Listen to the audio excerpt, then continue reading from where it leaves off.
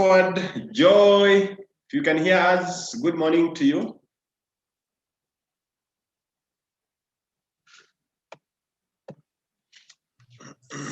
Good morning too.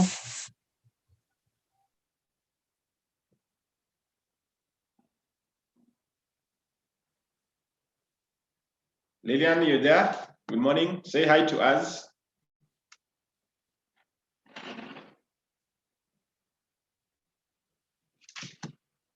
Who else is here? Caroline is here. Hi, how are you? I'm fine, thank you. Welcome. Thanks. Good morning.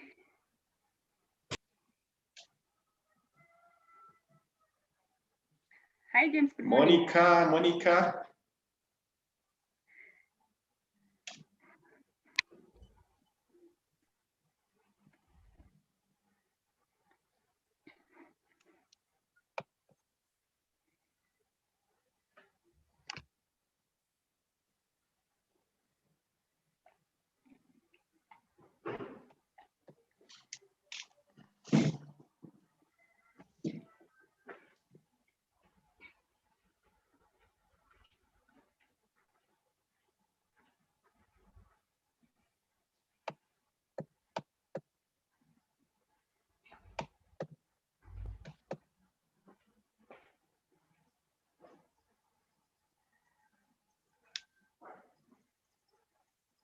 Monicah, are you there?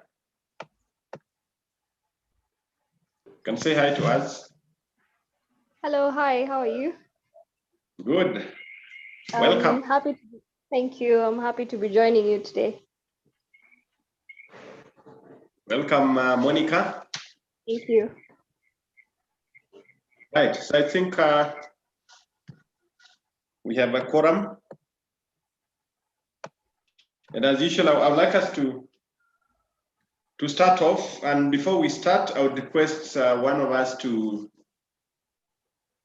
lead us in a word of prayer. And maybe before that, I can see, then you can say hi to us and to the rest of the professionals. Thank you, James. Yes. And, good morning, everyone.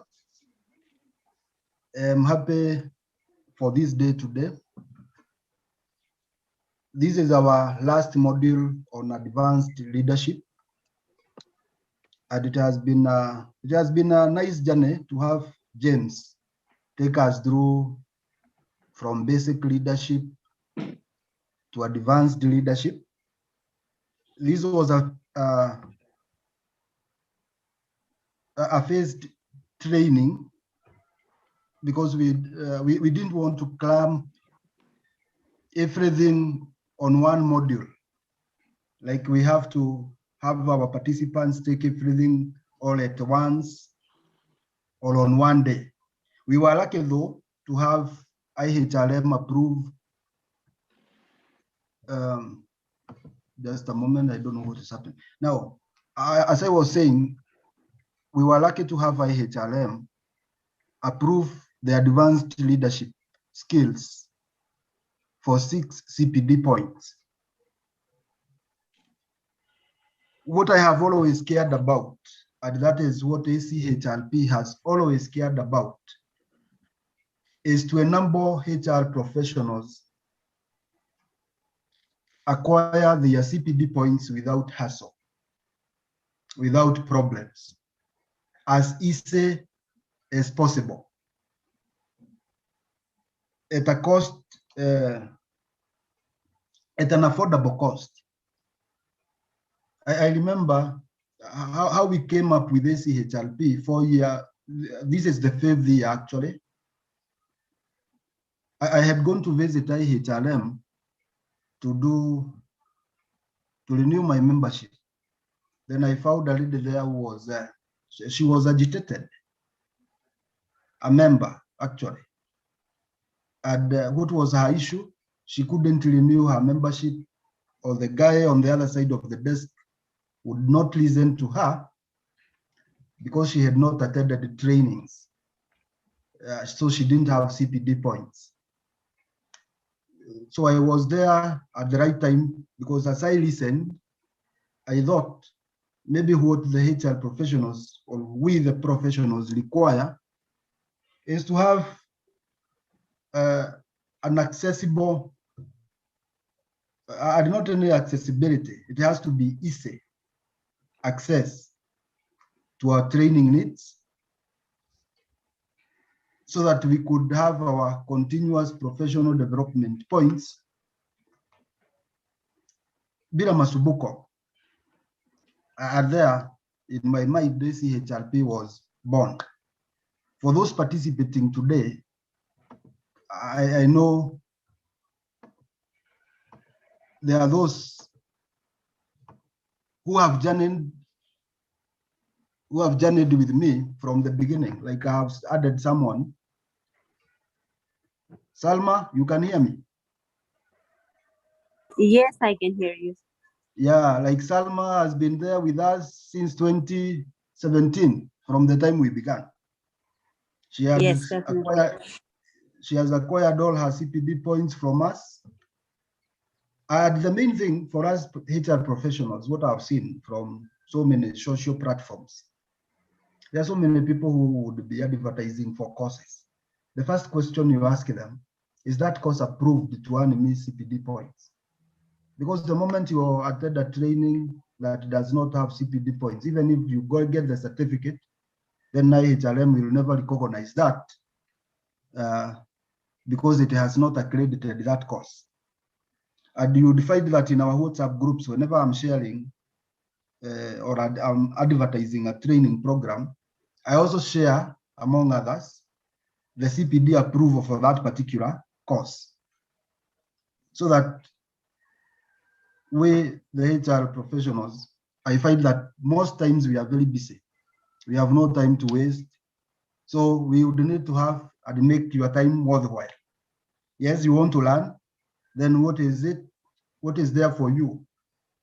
Or what do you get after that training other than the certificate? We help you accumulate your points. Then you journey with us in the learning process. And it has been my start at that organ of ACHRP that we are not in this for money. No. ACHRP is not, when I founded ACHRP, up to now, it is not my main job. I work elsewhere. So I wanted to journey with other professionals together. We don't have problems getting our points. Then I realized doing the physical certificates, like if you go to our office today at ICA building, it is now called JQuat Towers on Kenyatta Avenue, 17th floor at Regas Suits. You will still find certificates for people that were acquired in 2017. Then, so I realized after the training, we were doing evening trainings then at Kenya Comfort. People would not wait to get their certificates, so they read up in the office. So I have over 2,000 certificates there. Then I asked myself, what was the problem? Then I realized again, people would need a situation whereby they can acquire they can have their certificates when they need them. So we came up with our online learning management system, domiciled at achrp.org. Again, for those like Lillian, you can hear me, Lillian?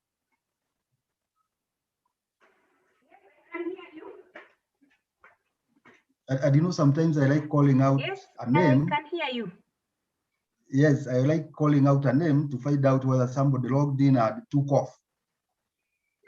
Then, Lillian, you are in Uganda? Yes, I work in Uganda. Yes. But we have some staff in Nairobi. So, but I'm based in Kampala. Very good. I want actually we want to expand it to Kampala, and you will be our representative there. So, yeah, you will be the CEO ACHRP Kampala.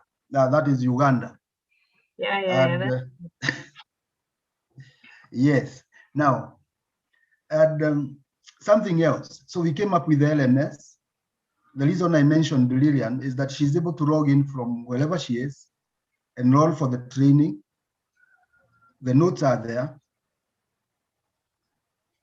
She's able to access her notes, the notes she took in 2018 or 2019 or 2020. She's still able to access them. So you only access your certificates when you need them.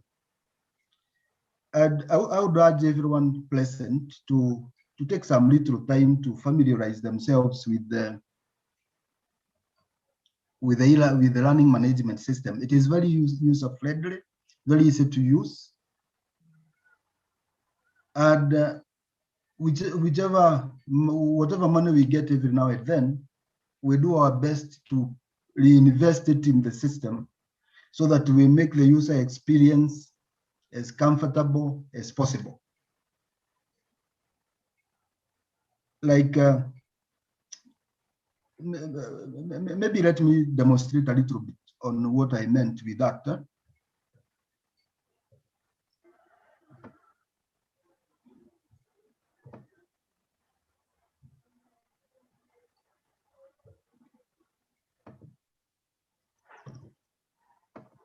So I'm on my screen. And there, when you go to achrp.org, that is what you see. Let me find out. Can you see my screen from someone? Yes, we can. Yeah, that is the achrp.org. We tried again as much as possible to get a very those words, those letters, zikiwa chache, so that they don't confuse anyone. And that is our homepage. The photos you see whenever you visit our website, those are the trainings we've done over time. They are not photos from the internet, they are real photos of what we do. And our only business, we do training, and the training only. Okay, then we do team building, then we do staff satisfaction survey, and we've got a team of professionals dedicated to that. Now, when you go to the website, that is what you find, the client area. And for everybody, yesterday or the day before yesterday, we were doing security checkups on the system, and all the passwords were changed to HR 2021. So if you've been trying to log in and you are getting a problem, that is the issue. I've said the password because nobody will guess your email, the password at the same time. So HR 2021, small letters. So I've put mine there. So client area, then I would sign in. There are some words at the bottom. If you don't have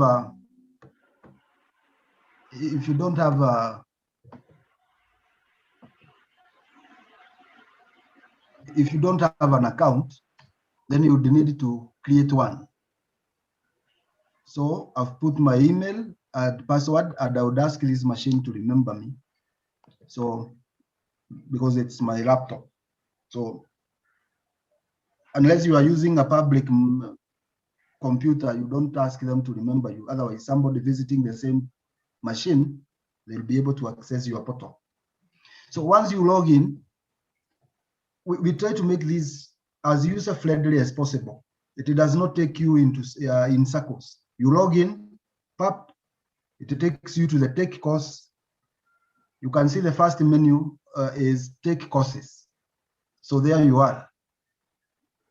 You get to the tech courses menu, and you can scroll the courses we have. Not the courses we have, the courses the upcoming trainings, the current training, the past trainings, they're all there. From day one, from the day we decided to do trainings, that is HR W001, that was on human resource audit. That was in March 2017. We've done so many courses, and for all your courses, for all the courses you have taken, the first column would indicate taken, the first column. If you've already taken a certain course, itakuonyesha taken, so you don't have to retake that course again. Now, let's see. I want to enroll for, I had not done that, so I want to do it now. I want to enroll for, but before I do that, when you log into our system and you want to find out whether the course is approved for CPD points, we have column number 2 that reads course ID. That course ID has several purposes. If you click on the course ID, say for advanced leadership skills, you are able to see the ACHR approval. I don't know whether it is visible on your head. Is it? What I'm sharing? No, I can't. Someone? It's not visible. Okay, I know why. But then what happens if you click on the course ID? You are able to see on your screen the ACHR approval for that particular training. Then if you click on the course title, you're able to see the course program or the course outline, such that if you are seeking NITA approval and so on, you just click on that. And let's see. You just click on that. And then what will happen, you'll get a combo box indicating course content. And the document will come there. You see the course outline. And there will be icons for you to download the document. You see there? James, tell me, can you see the document? I can't see it. Someone? I don't know whether you stopped sharing or what. No. I know it can't show a document within another sharing. It's all right. But let's see. But now you can see the screen. Yeah. My website. Very well. So what I meant was column number 3 is course title. Column number 3 is course title. You click on the course title, the course itself. You're able to get the course outline for that particular course. So sometimes you don't have to call me like, can I get the course content? No, the course content is there for you. Is this course approved? No, again, you check under the course ID, PAP. Then you are able to see the number of CPD approved for that particular course, the cost for that course, and then this is the release date, means when this course will take place. The purpose for that column again is this. You can take any of our courses, any of our past courses. The only thing is that they would issue you the certificate as of now. And remember, if this is a course that is a past course, yes, you'll find the notes. You may find the video. You'll also find the videos for that. However, you will not earn CPD points because that course is not approved for CPD for this period. We are still negotiating with ACHR on why that. Because this is a course that was approved then, but then they say for this course to earn the CPD point, it has to earn the CPD points. It has to be approved for now, regardless that the course had been approved earlier on. So I was saying I wanted to show you how to enroll. I know most of you know that, but then just I know Dr. Bogoli might not be knowing how to do this. So You select the course by checking the box on the first column. If you click inside that box, inakupatia katik. I see, I know you can see that. So I've checked for the 3 modules. Then up there, they will show me the amount payable, 9,000. That was 3,000 per module. There is the M-Pesa pay bill number there. The account number is my ID number. And then, what else? You see where it is indicating download invoice? If you click on that, you're able to get the invoice for those 3 courses I've selected.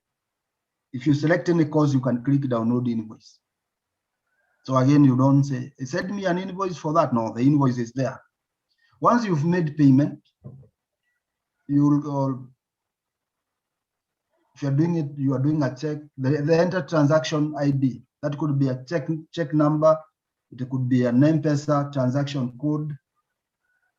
Even if you've done a direct deposit, there is that reference code you get. That is what you type here. So for this particular course, I've made payment. So my code will be, my son's name is Noel. So don't do that on your head, because I will not find it on our M-Pesa statements. Then I will not approve. Now I'll put Noel, then this is 2021-01. Good. So that is my transaction ID. And then I'll click submit. It is as easy as that. That's how to enroll for a training. Remember, once you've done that, there is a text that has come at the top there saying in green, your enrollment was successful. Upon confirmation of the transaction ID, you will be able to view course materials, print receipt, and download certificates when due. And now, if you had watched carefully, the moment I clicked submit, it has taken me from the take courses menu to my courses. See that? And then you would find that the presentations column, all of them are pending. The receipts column, they are also pending. The certificates column are also pending. So then I'll log into admin.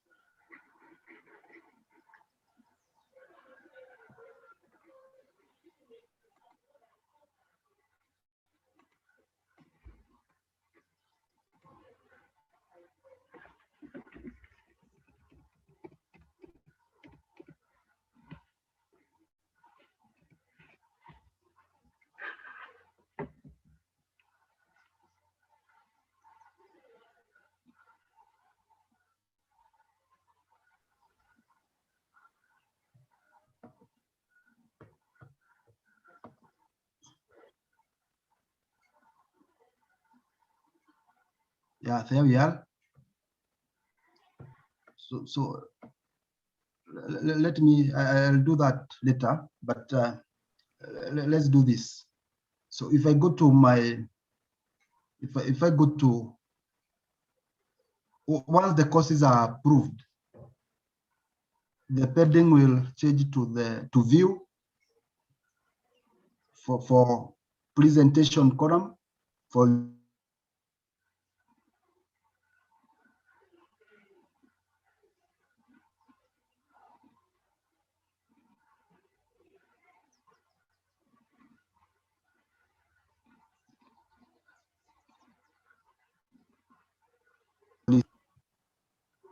so if, for example, I go to basic leadership skills module 1 and click view, you'll get such a window, and there you'll be able to find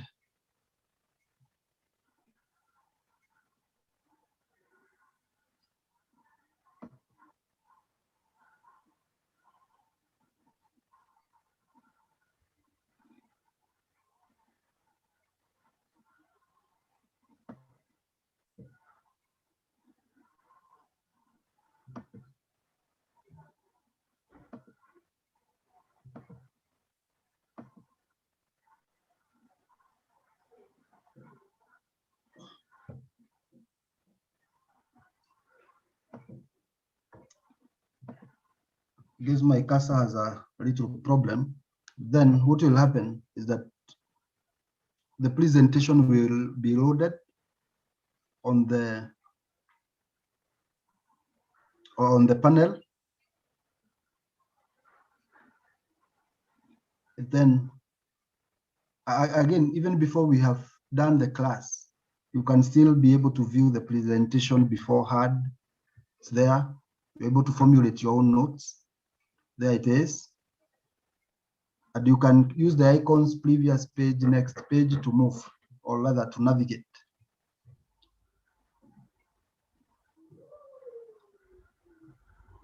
And when you're doing that, I wanted to video panel.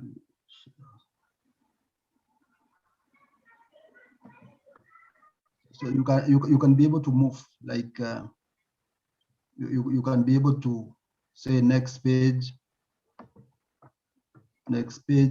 or you can again move to previous page. You are able to access the notes there. And if you click on the open YouTube, there it is. This is the video for that particular course as it took place. It's recorded. You can see James there. So that ideally by the end of the 2 modules, then we should be able to ascertain our acquisition of these objectives. Have we been able to, will we have met these objectives as? So you can be able to navigate between the course presentation and the video. You can do that. Video, course presentation. They are all there for you.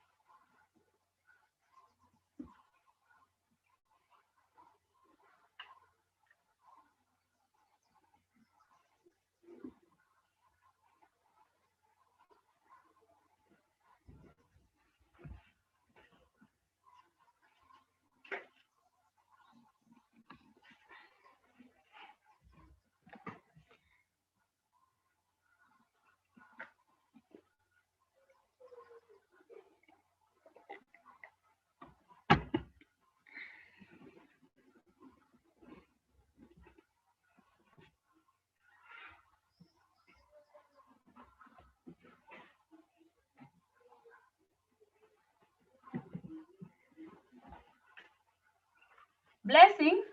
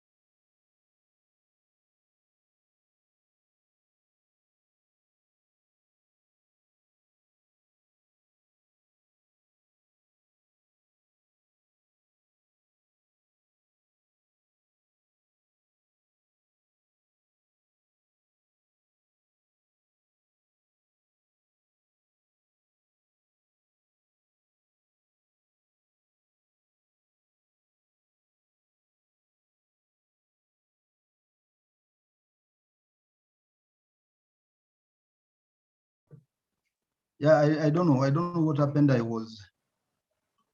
don't know what happened. I was kicked out of the system, but that's okay. As I was saying, in case of any problem regarding how to use the system, let me know. My telephone number I'll share on the chat. I'll also share the steps on how to go about that. It is one of the easiest systems to use. I developed it with the user in mind. I usually tell myself that if I find something difficult, then most probably my intended clientele would find it difficult to use too. And since I don't like difficult things, I try to simplify them as much as possible. And so, ladies and gentlemen, you will allow me to take back the training you allow me to take back the training mantle to James. I introduced James at the start of this training. I said he was my trainer on leadership at corporate governance. So I observe all corporate etiquette. So yeah, he will teach us that for free one of these days, James, is it? Yeah, absolutely. He's a very good trainer, talented. Today he's the executive director of Institute of Pensions Management. And I know we do a lot of things with him. We were in college together, although I was ahead of him with some 2 years. Is it 2 years? Yeah. Yeah, 2 years. Then, so here we are. And I'm glad to meet all of you. Today's lesson was not that haikuwa refu sana, so I've taken a little of your time to get to know one another. And so very fast, is it possible for us, for those who are present, we are not many, I want to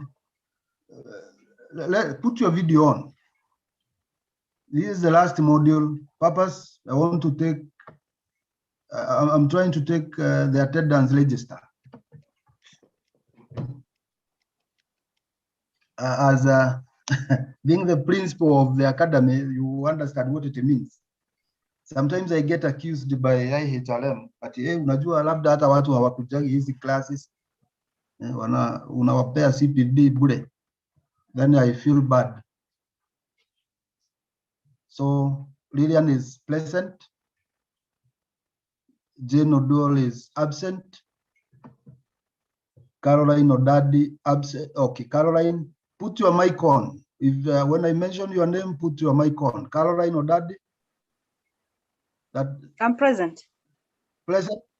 Very good. Yeah. Yeah, you see now. Very well. Now, Salima, how are you? A student. Yes, Caroline. I'm saying I was your first student this year. Thank you, and you are most welcome. Today I said that now that we were coming to the end of this module, it was very necessary for, I know there are those who've talked to me over phone, but we've never, I don't appear.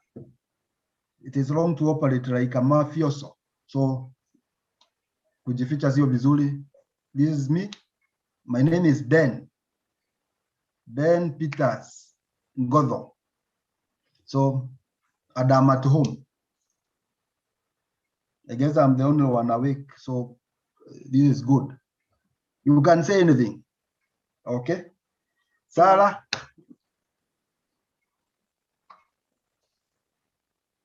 I guess Salima has put a nice photo Yes. there. Oh, okay. Yeah, how are you? Thank you so much. It's been, I think the system has really solved our problem then. So I would like to appreciate you for that. And I see that it's improving day by day, so which is a good thing. And it was very necessary for us to have it. I think it's also saving you a lot of money because you were printing the certificates and it was costing you a lot. So Yes. I think it was a very, very good initiative. The people you are bringing on board for trainings, it's become really convenient now. We can take trainings from home. And because of this pandemic, we would like to come back and meet each other. It was a very good forum when we were meeting each other, sharing our experiences. I think it's very important because with the changing times, it has become necessary to be sharing ideas on how we can deal with these things. So I would like to thank you so much for giving us an opportunity. And it's always been a pleasure to join these courses.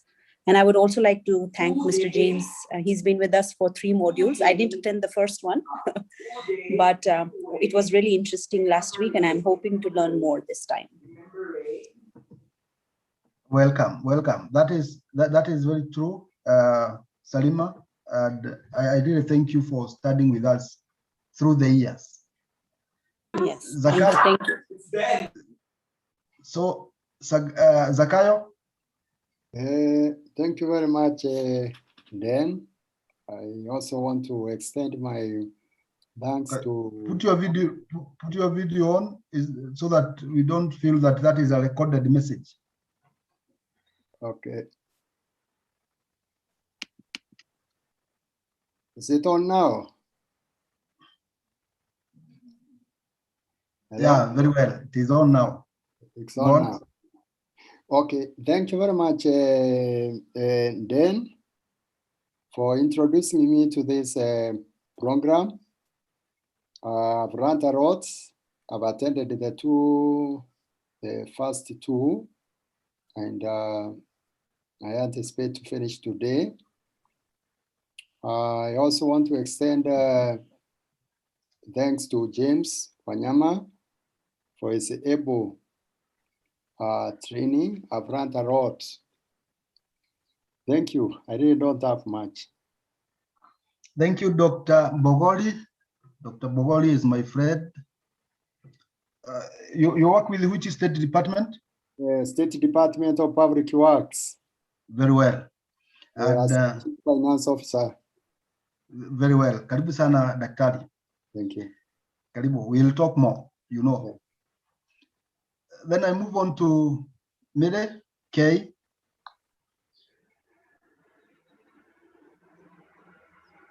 Marilyn K is absent. Good morning. I'm there. Yeah. My camera tells me I'm not media. I've not allowed media launching, so I'm busy struggling so that my face can be seen. But I'm there. I work with University of Nairobi. This is my first year to come in ACHRP. I've attended 4 modules, and it is making a very good positive impact in my working environment. So I'm here to go all through. But I have put my profile pic in the system you just displayed. Ah, wonderful. And next time when we are doing the training, I think I'll do permission for the video because I'm struggling. I thought maybe I should leave and join again so that you see my face. Ah, wow.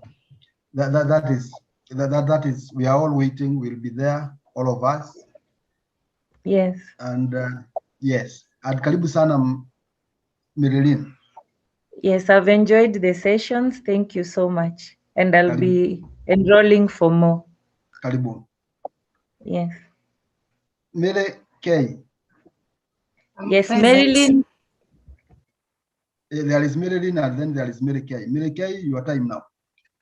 Yeah, I'm present, Dennis. I'm very grateful to be here.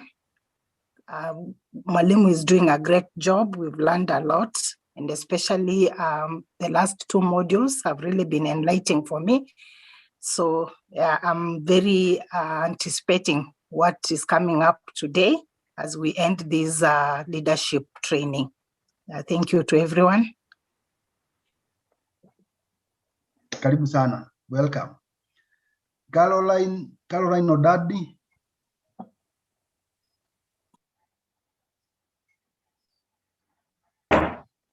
Caroline.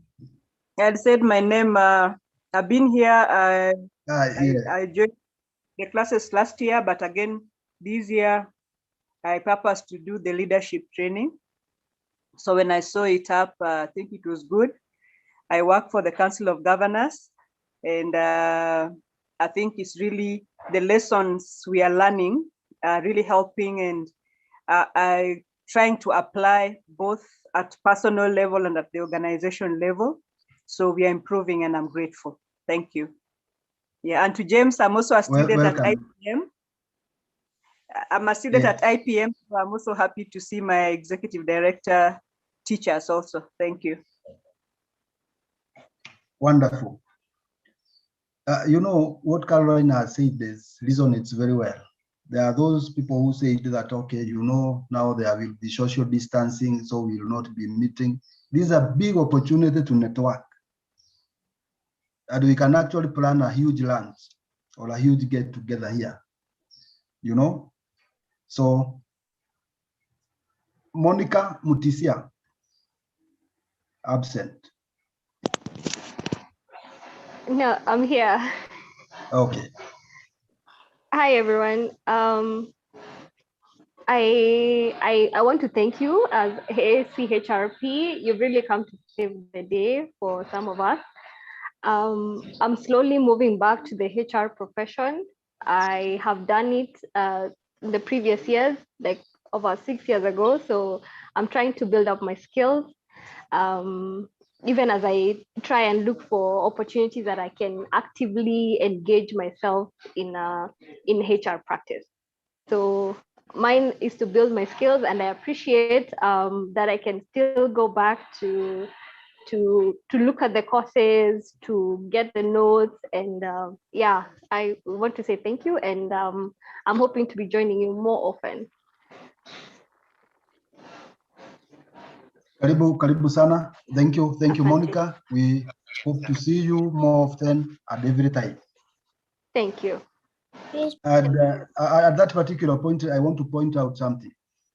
Sometimes when you feel that you can train and you are present, give me a call. I'll give you the platform. This platform is paid for the whole year. You can actually do a training any time of the day. I'll get you the participants so that you try to see whether you are able. You cannot be shy when using this platform. You can test the waters, then you see whether you can do this. Now, Cosmas. After Cosmas, we will move to Dennis.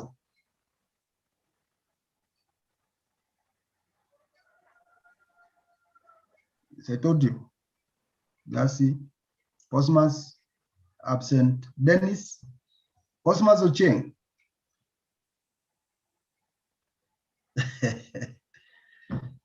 You there?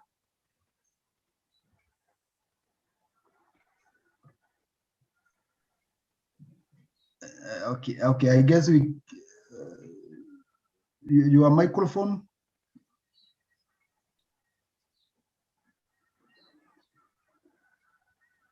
Okay. So I don't know whether I'm the only one who has not had Cosmas. Yeah, I think his sound is not connected. Okay. So we move on to Grace. Grace Ginga. Grace or Dennis? Oh, Dennis, yes, Dennis. Okay, sorry, I can't turn on my video because I'm using the PC and I didn't have my camera. Yeah, but I was here in the last two sessions and it's been enlightening. And yeah, I'm a new HR, just starting out in the career. So I think I'm in the right place and in the right forum. And it's quite eye-opening, and I think there's so much to learn, and there's a big, it's a big profession, and I want to fit into some of the shoes of some of our able presenters. Yeah. Welcome, Dennis. You will learn a lot. And actually, again, when you participate, you learn from the best. We've done this. This is the 5th year. We've done this every Saturday. Now, Falguni, I don't know whether that's how you spell, pronounce that. Falguni, yeah, I told you. Hello. Hi, how are you? Hey. Fine. I just want to say that I really enjoyed the last 2 presentations on the leadership. And it's something that I'm using at my workplace, and it's really helping. In addition to that, we had requested if we can get the slides and the notes so that we can refer to them whenever we want to.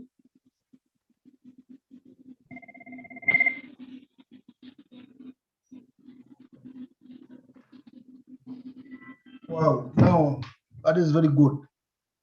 Karibu, Thank you. You are welcome. Thank you. Lillian said something. Lillian?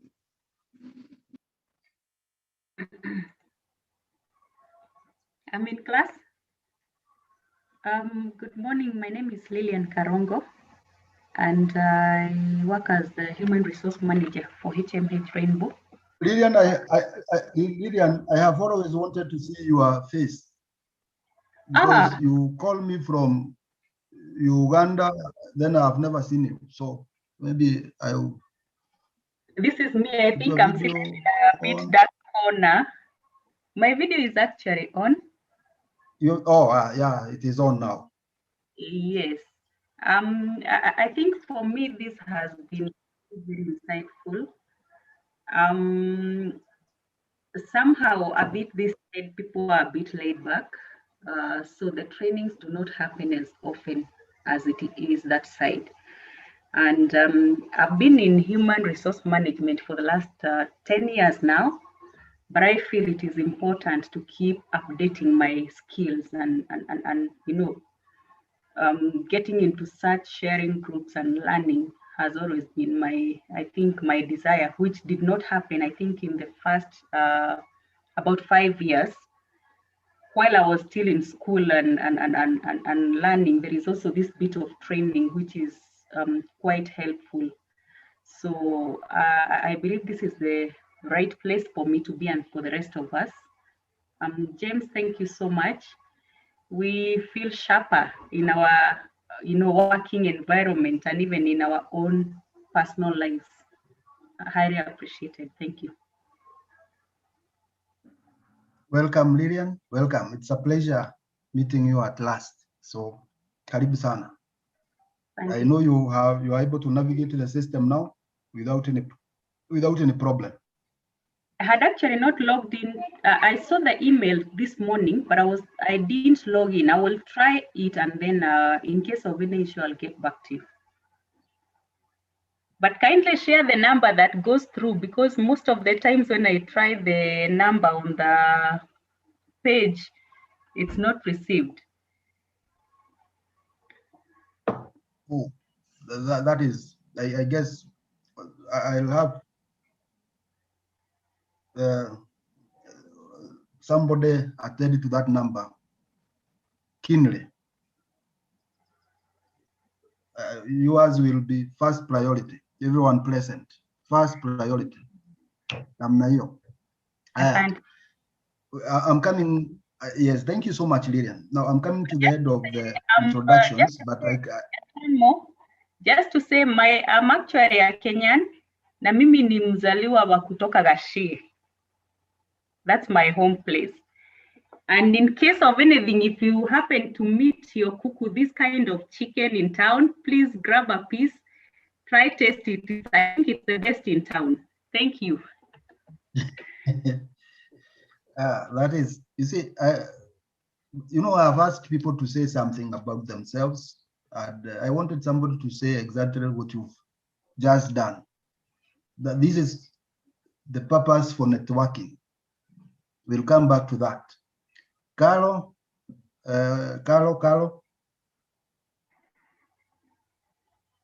Caroline Wamalu, please. You there?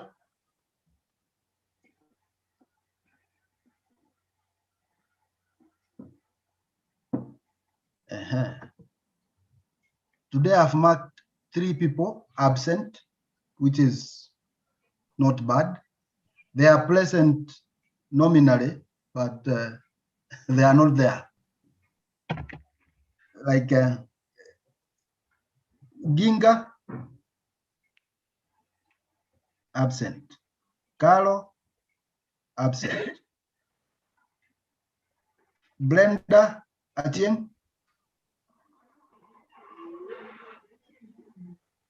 Present. Yeah. Good morning. My name is Brenda Chien. I'm a practicing HR consultant.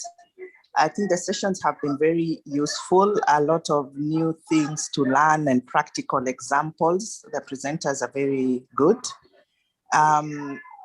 Technically, I would need assistance in uploading the payment to the link that you provided to generate the certificate. I've tried it twice and it didn't go through. So maybe separately I'll follow it up. But I think the sessions are very good. The topics are ideal for our common HR practice as we're doing it right now. So asante sana for facilitating and picking useful topics that help us in our day-to-day practice.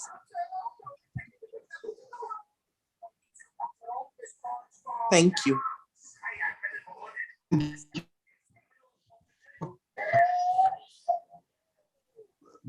Brenda, she's present. Thank you so much for being there. For Ginga and Carlo, see me at the staff room after this. Thank you. Back to James. Karibuni sana. I wish all of you to have a nice session. I'll not be there with you at the end, but I'll do some posts regarding, again, the steps on how to enroll for the training and how to get your certificate.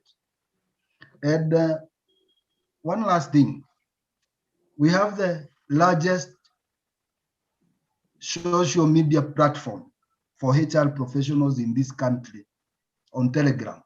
I've used the word largest intentionally because it is the largest. With over 3,670 HR professionals online throughout, sharing best practices, sharing knowledge. If you are there, you would realize you never miss anything. You don't miss anything. You don't miss any information regarding what is happening in the HR sphere. I'll also share the link on the chat.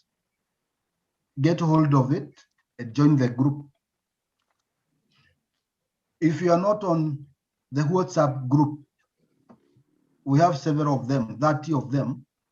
You know, a WhatsApp group can only hold 250 members, 256. So over time, we have accumulated so many groups. And I realize you may not be in any of those groups. I've shared my number on the chat. Chat back to me on WhatsApp with your name, full name. Then I'll share back to you a link for that so that you'll be able to join both WhatsApp and Telegram. Thank you. Have a nice day and a nice training. James, over to you. Thank you for being patient. Thank you, Dan. Thank you, Dan, for that. I think it was a very important session for you to just share with us on how to navigate the system. Well, James. Yes. Well, okay. You know, I was doing my speech today. Yes. Because I didn't do that on module 1. The 5 minutes in module 1, the 5 minutes in module 2, plus today. Now, next week, but 1, we are having the annual Industrial Relations Summit, 5th edition. at Tomboya Labor College. You don't want to miss that. It will be the best training ever. I've gotten trainers from Kotu. They are all ILO trained to Tulin University. I did a training with them. I attended a training sponsored by my employer at the same venue, Tomboya Labor College. Do you know, it is at Tomboya Labor College that all these issues to do with labor laws were developed. So I looked at those trainers at their way of delivery. I felt I needed to bring this to the HR professionals. So we booked a training to happen from 22nd March to 26th March. Those will be 5 days. 5 days of serious training. I don't want you to miss that. Again, 5 days away from Nairobi, 5 days away from people and public life, 5 days of being there for you. Sometimes I find that we don't have time for ourselves, which is sad. I'll be there. I'll travel on Sunday, so I'll be there waiting for you. So as you chat with me on WhatsApp, I'll share with you the brochure for that training if you've not already seen it. So you are welcome, all of you. I hope to see you in Kisumu, Tomboya Labor College. Thank you, James. That was the last announcement I had, which was getting out my space. Thank you, Dan. Thank you, ladies and gentlemen, for being here today. I know it's been a very insightful session from Dan. I think he's been able to share with us how to navigate the system and also the other benefits with regards to growing ourselves. And I think there's something important is mentioned about us using this platform even to develop our skills, to hone our skills with regards to training. So don't shy off.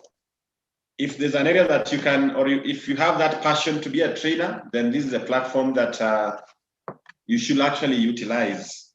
You may be a good trainer in a particular area, so you can use this to start yourself off as a trainer. And we'll be willing, we'll be looking forward to share with you and also to learn more about what you have and what you may need to share with us so that we also develop ourselves. So I think it was good that he's talked to us about that. And it's part of how to develop ourselves. It's part of the network, it's part of the leadership. And generally, you know, under the law of attraction and vibration, it's we normally say that as a professional, then you get attracted to other professionals. As a leader, you get attracted to other leaders. But what matters most is how are you able to utilize the attraction so that now you vibrate? There is what we call attraction and vibration.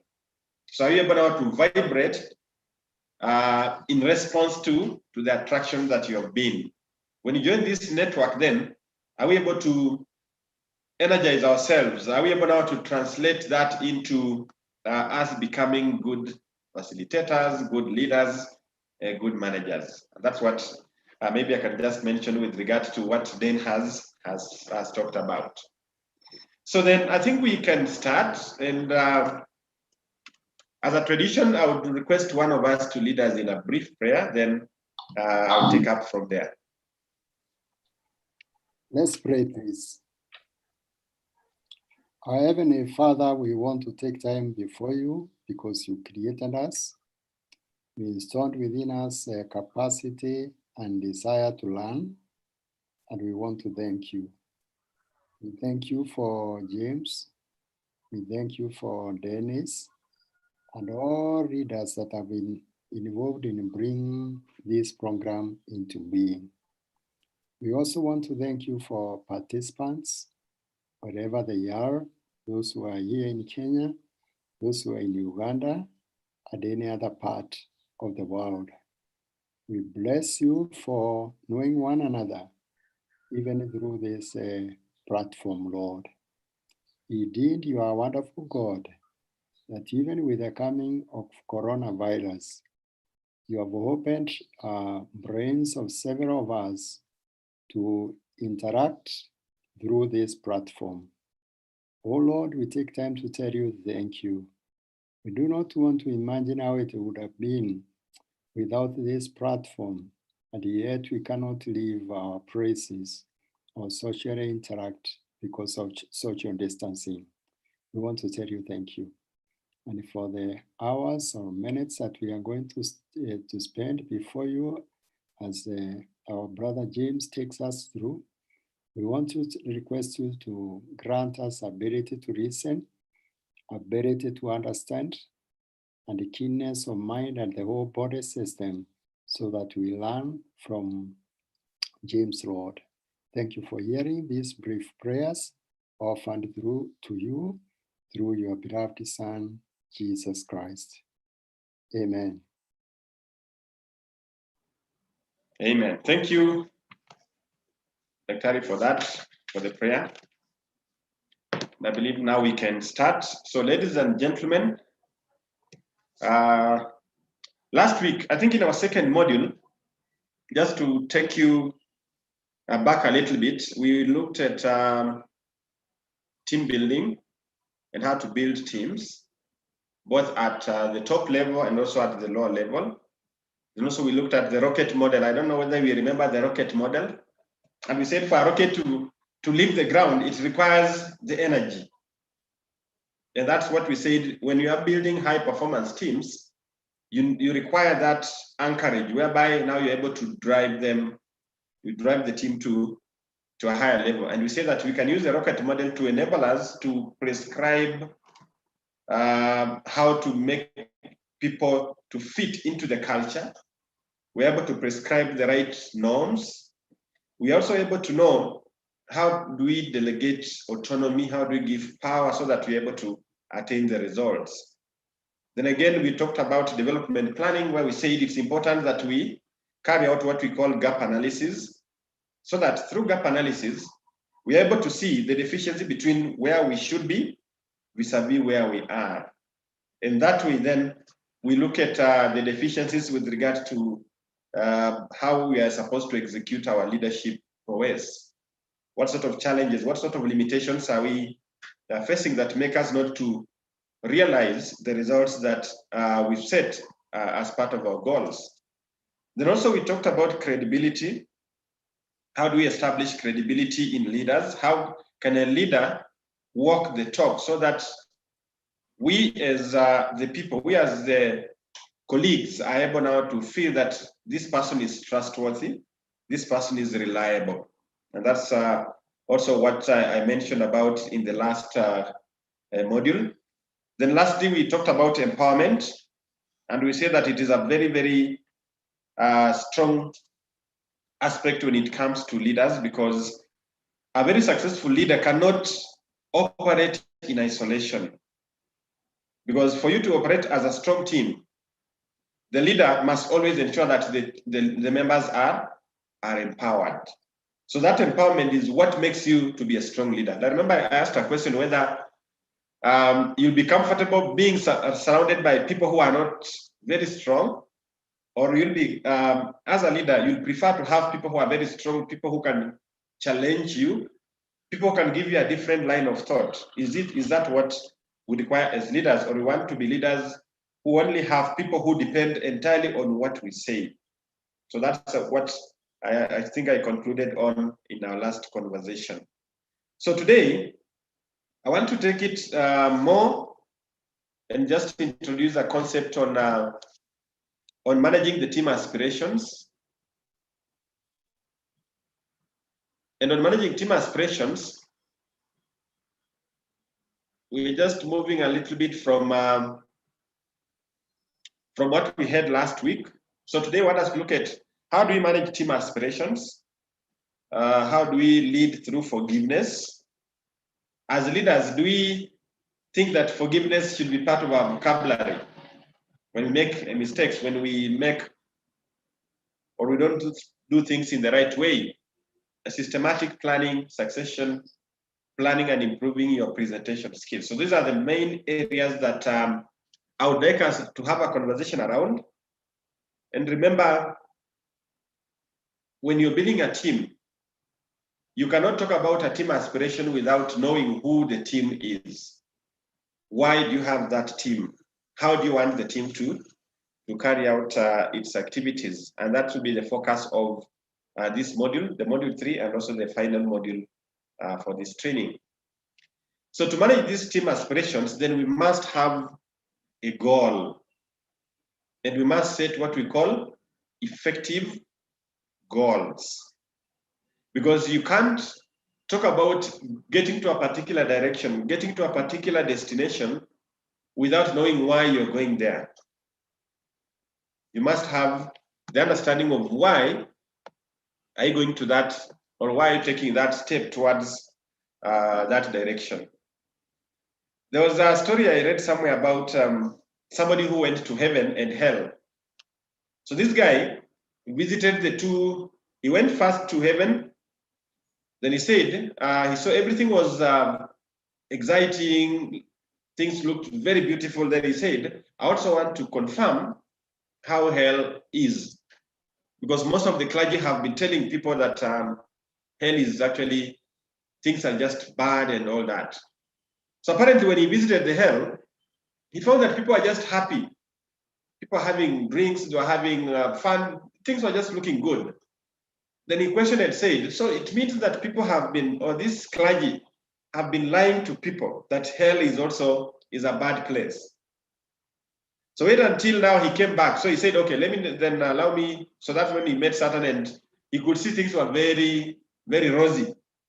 And he questioned why the clergy, the keep on lying to people that hell is bad.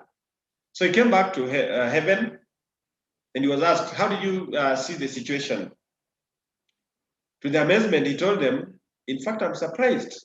How come we've been told that hell is a very terrible place? But what I've seen today is actually, it has changed my mind. I don't think hell is what we've known or what we've been told to be. So that's what he now responded at when he was back at the gates of heaven. So then he was asked then, between now here and the other side, so where do you think you'll want to, so that now we do the judgment so that you decide where do you want to go.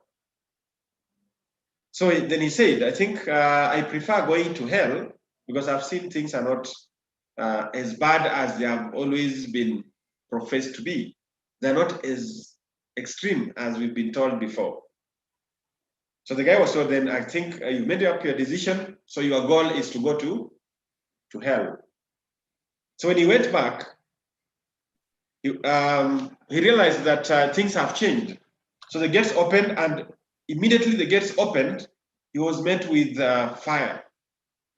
Fire was all over. The things that he was just seeing were not the same things that he was seeing now. He could see there's a lot of fire, there are a lot of cries, people are just running up and down, and Satan at that time had the horns that are always described in the scriptures.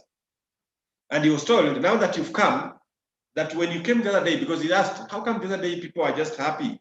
Then he was told that time, it was during the time of advertisement. We were just advertising to get people on board. So he was shocked, and now he could not go back to heaven. So he had now to contend with the situation as it were. So then that story is a similar one now when we are looking at a team. When we are setting our goals, where do we set our goals towards? When we set as individuals, then what is it that we want to achieve? Are we setting goals because we are still trying and finding out whether this goal can work or it can't work? Or are we setting goals that we believe in, goals that we trust, and goals that we want to transform them to the next level? So the essence of this then, as a team, then we need to know what goals do we have.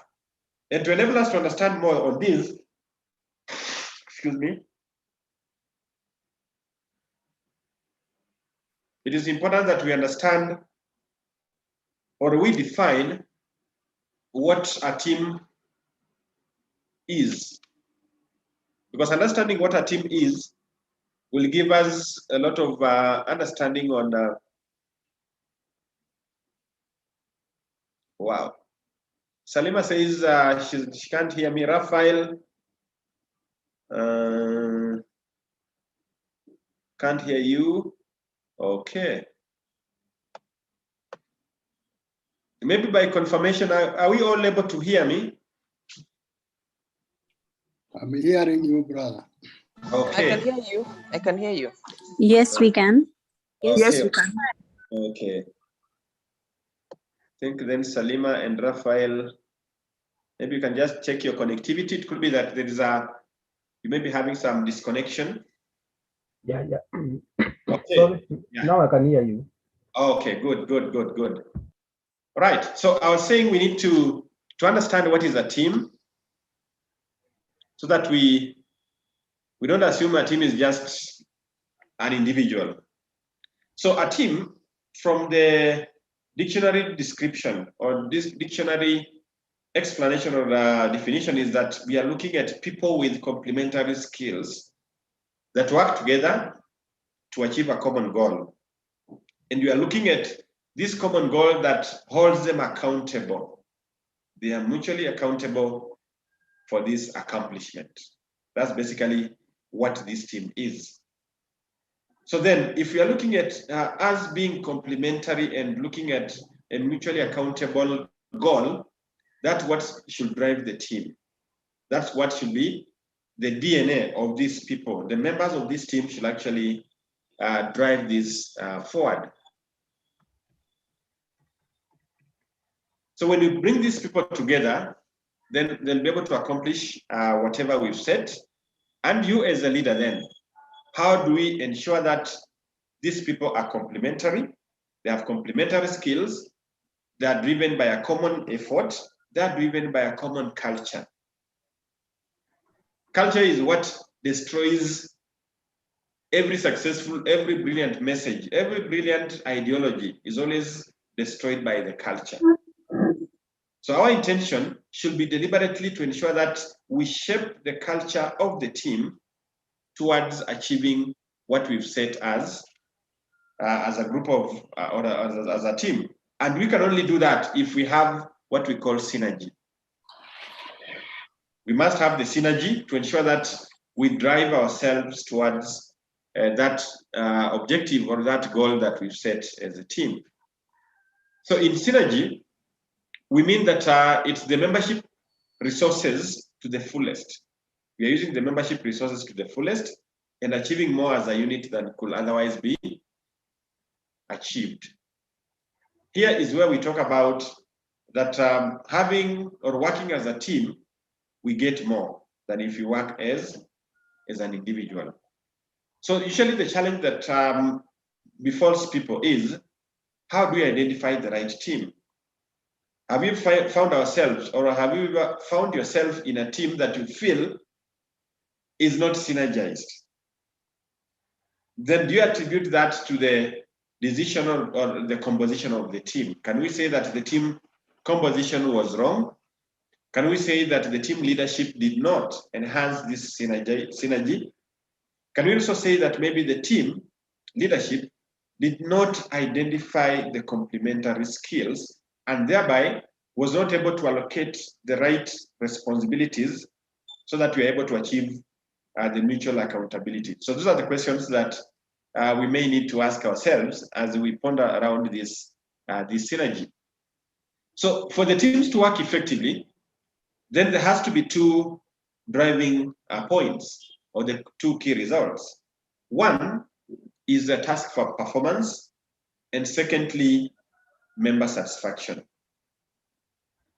But a good team cannot succeed if you're only focusing on maybe task performance, or you're only focusing on member satisfaction.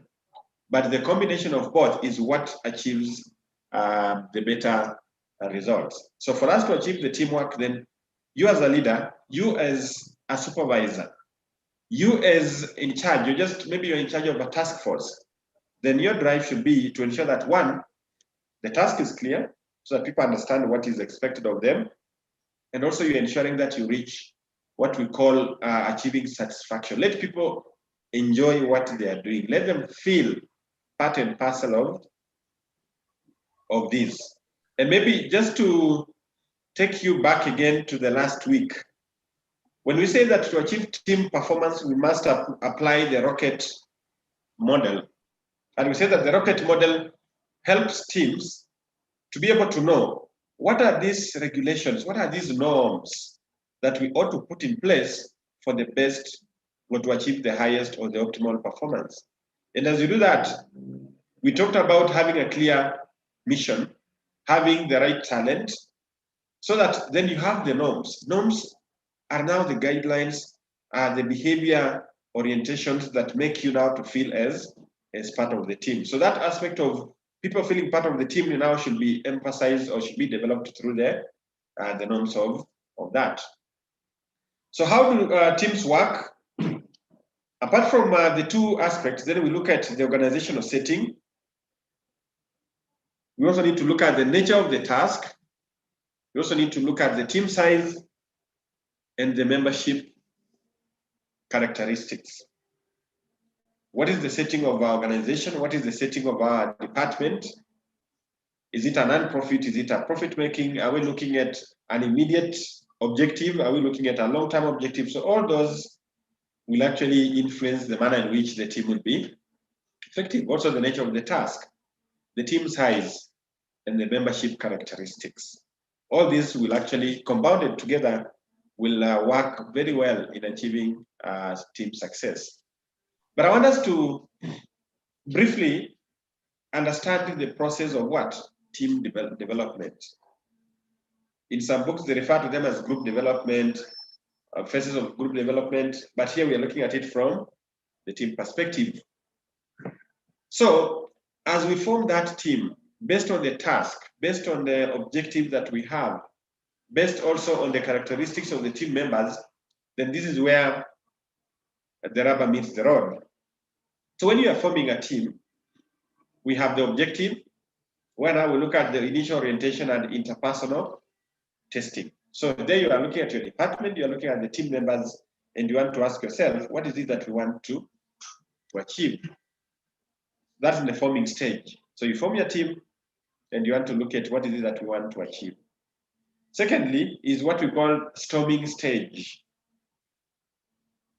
So storming stage comes in where you are allocating tasks, and also you are giving people the guidelines on how the work should be done.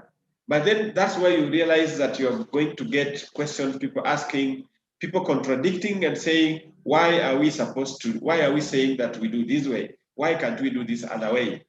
That's the storming stage. So a good team, a successful team will always experience a lot of turbulence when it comes to storming. Because this is where now you're telling people that we must ensure that we do our work. We must ensure that we carry our responsibility. We must ensure that we actually work as a team. We must follow these procedures. We must be guided by these regulations. We must ensure that we deliver. So depending on how the composition of the team is, the storming stage can take a lot of time, or it can also take the shortest time possible. But it also depends with who is the leader. So the leader here will play a very, very critical role in actually cooling down the storms that will arise from this.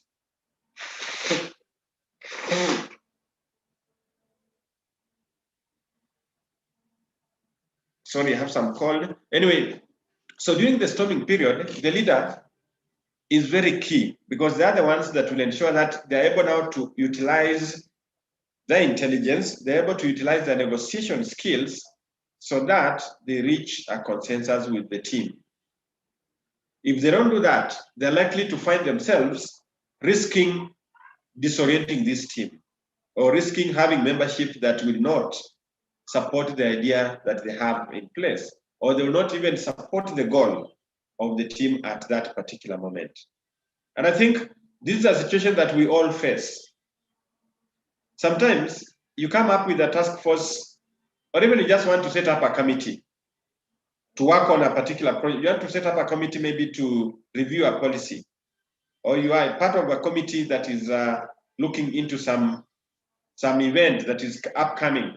But you find that during the storming stage, once the composition of the team has been brought, when you have that first meeting, one, you'll find people that will not even come for the meeting. They will not even attend the meeting.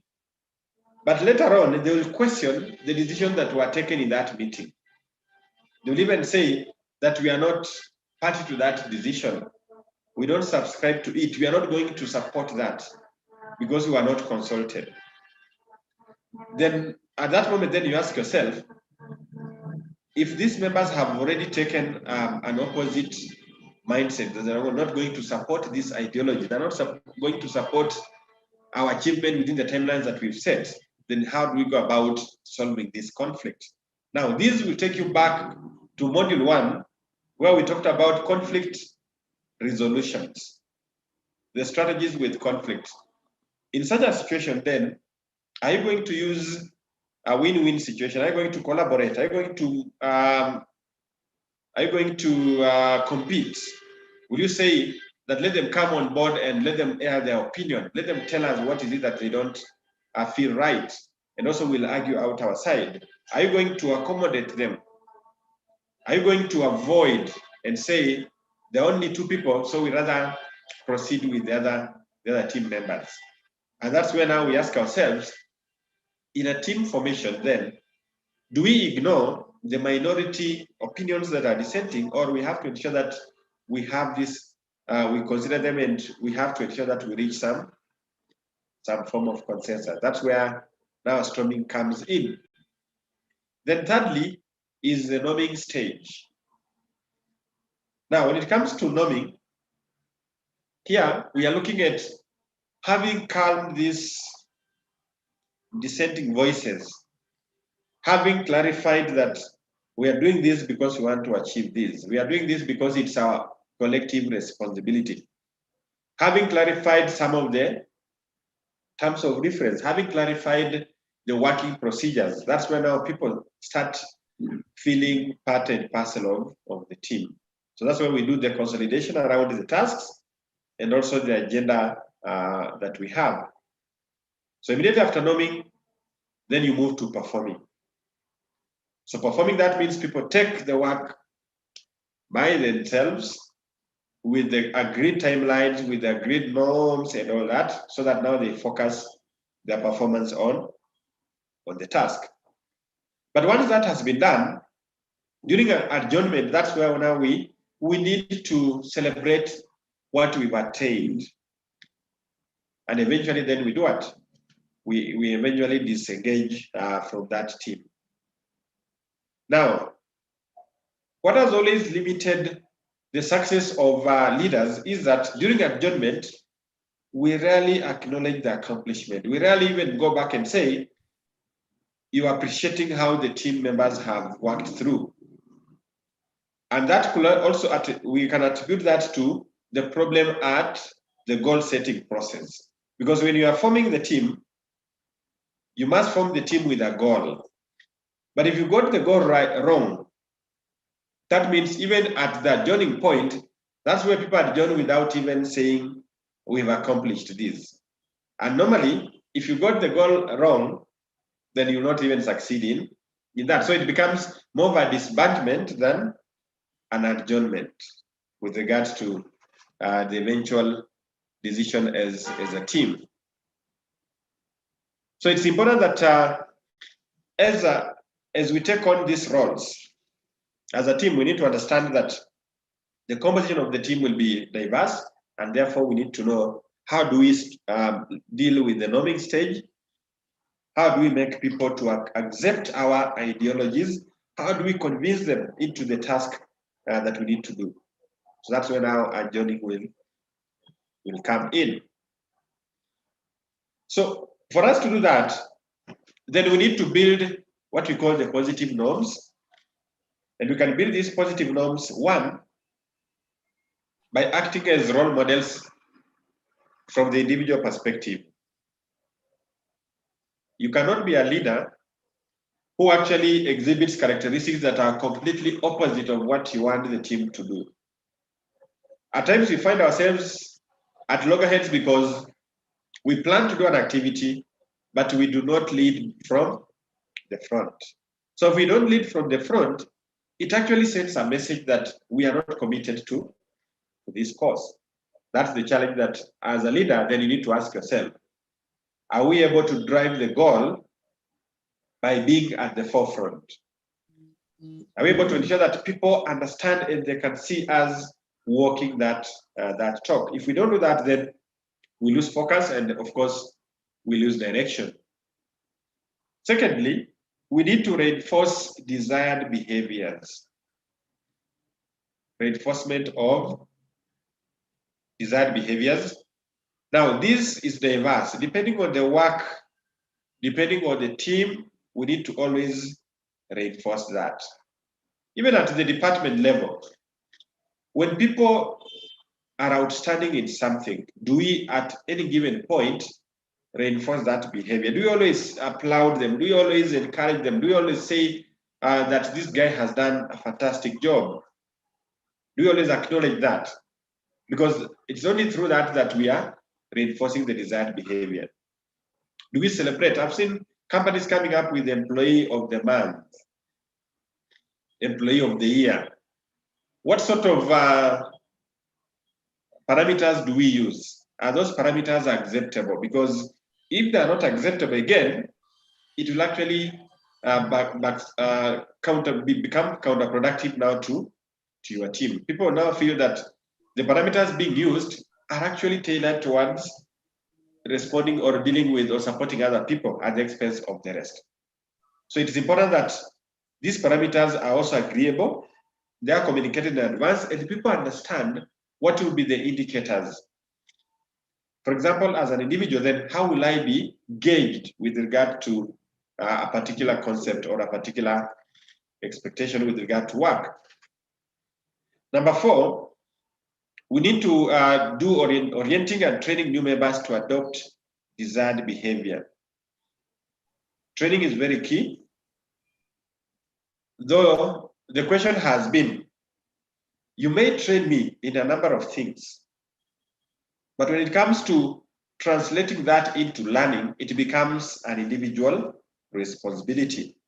But then, do we train people in the right skills? Do we train them on the priority areas? Do we train them because of the needs that they need to do that? Or are we just training them because it's part of our policy, we need to train people, therefore you wake up today, you identify a training, you take people for the training. Will that translate into learning? Will we experience any learning? Because if the desired behaviors are not being exhibited, then the question is, are we taking people for the wrong training? Have we identified that James requires a training in time management? Or maybe Lillian requires a training in people management. Lillian maybe needs a training on emotional intelligence. So do we attribute that? Do we then define, determine a training that is necessary at that point towards the development of this person? Because if we offer a training that will not, or we propose a training that does not tally with the expectations of the team, for example, at this moment, then you find that that training will not add value towards the desired behaviors. Then it's also important that we hold regular meetings to discuss progress. Anytime people feel that there's a gap in communication, that's when we wake up and start imagining things and sharing information, and we start what we call rumors. We start the grapevine. And whenever communication is hampered, then the grapevine takes center stage. And people will start accusing, they'll even start coming up with allegations that this team is actually led in the wrong direction, or we don't even understand what we are supposed to do. Our leader even does not understand what we do, right? There's one time I had a conversation with one of my managers. I was just new and asked him, if today your team members are not there, are you still able to handle a technical role?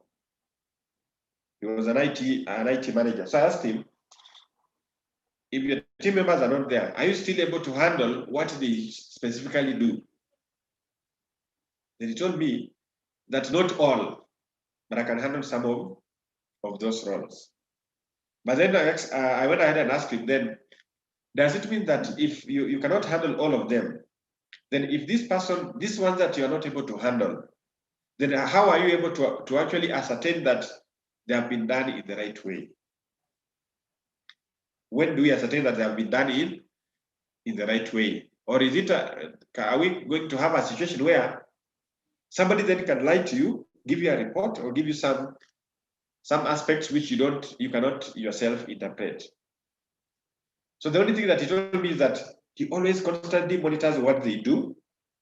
And therefore, even if he may not be technically versed with that aspect, but because of these constant meetings, he's able to ascertain whether it is correct or not. So the power of communication cannot be underestimated. Then we also need to use team decision-making methods to reach agreements. And what are these team decision-making methods? One is lack of response, is one of the team decision-making methods. Lack of response, just one of them.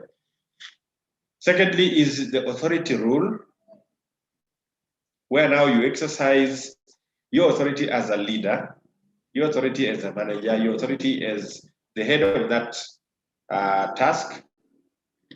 And also we have the minority rule.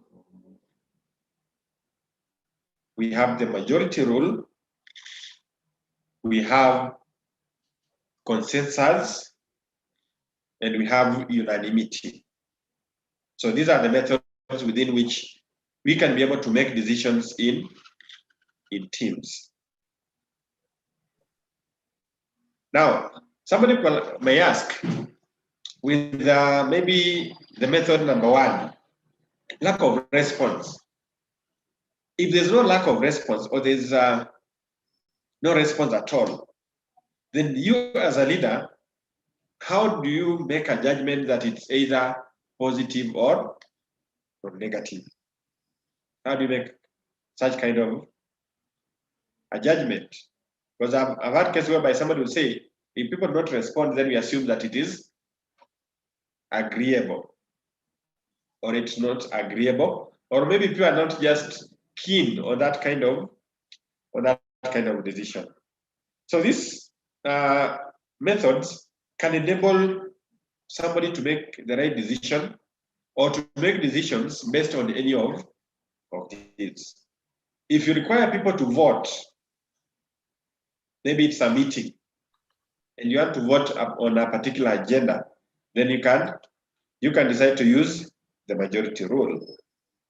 Or you can also use, depending on also how you've stipulated the final decision, then we have also the minority rule, whereby some decisions can be taken based on a particular minority.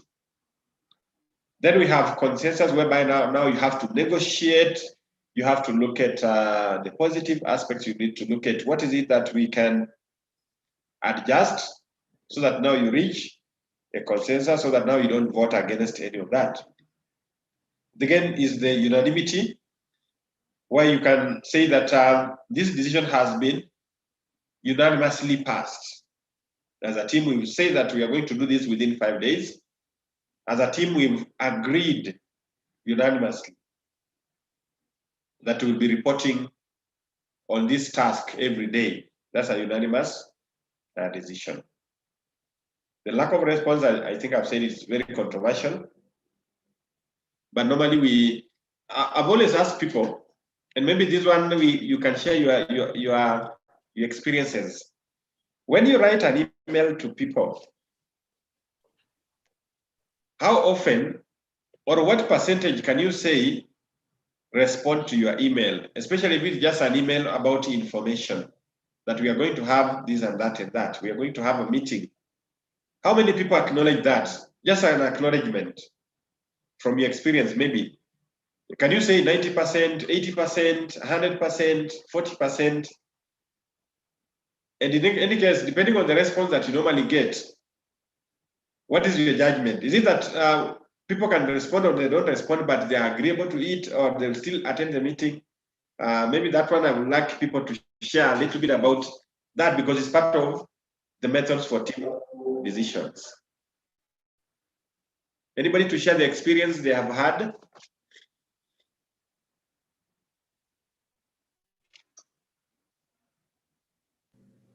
I can share. Yes. Sometimes when I circulate email for a notice, I usually get no response at all.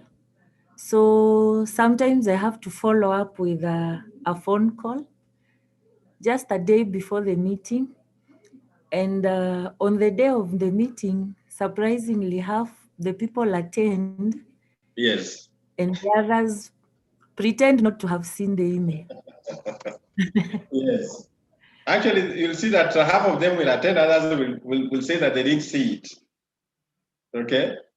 But even this half, I believe even the half that attend will not have acknowledged that meeting, right or wrong? True. Yes. They will not have acknowledged. Yeah, so they would have acknowledged, but still they attend the meeting.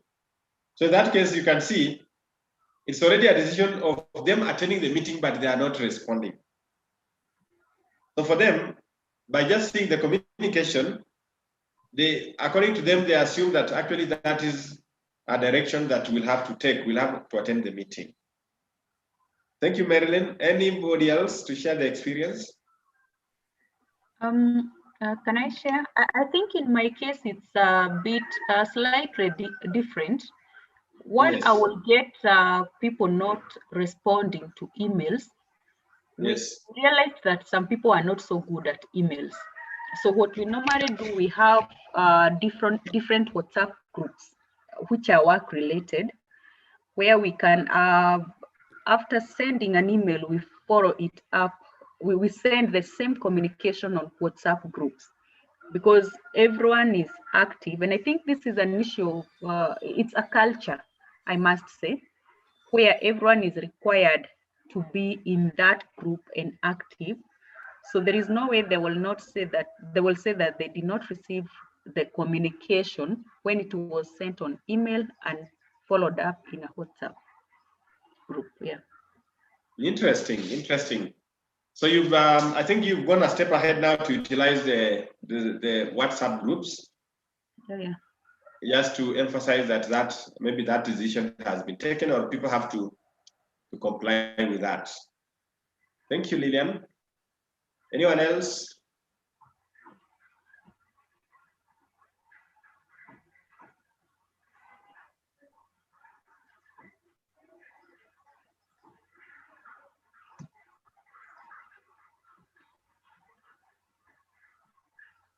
Okay.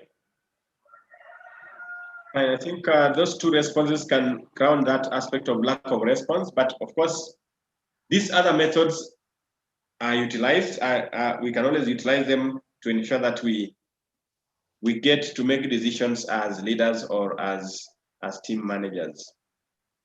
So that, as we do that, I think authority rule is clear, whereby you can make a decision, you as the head, you as a supervisor, you as a chair, you can always make a ruling and say that this is what we need to do. That's now based on the authority, where somebody will say that based on the authority vested in me as the chair of this meeting, I therefore direct that we shall embark on this process tomorrow, or we shall embark on this process a day after tomorrow. Now that's based on authority rule.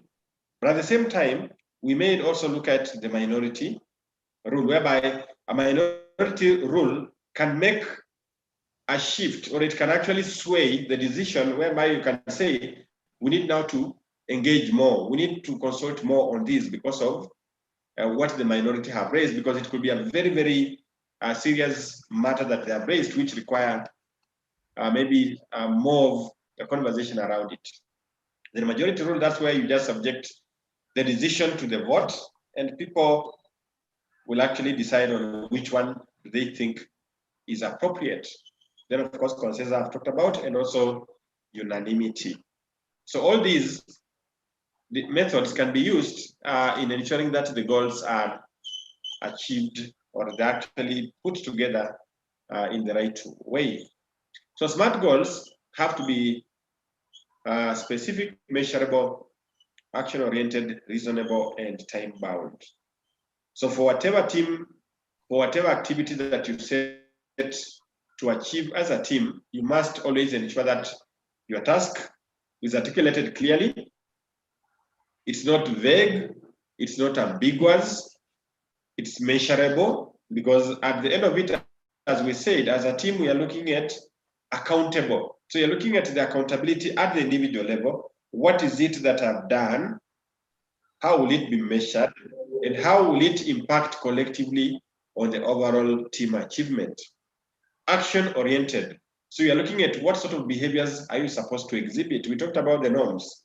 So the norms are the ones that will guide on how do we go about carrying out that responsibility or that task. Then reasonable. We are looking at tasks that are realistic. They are also accepted.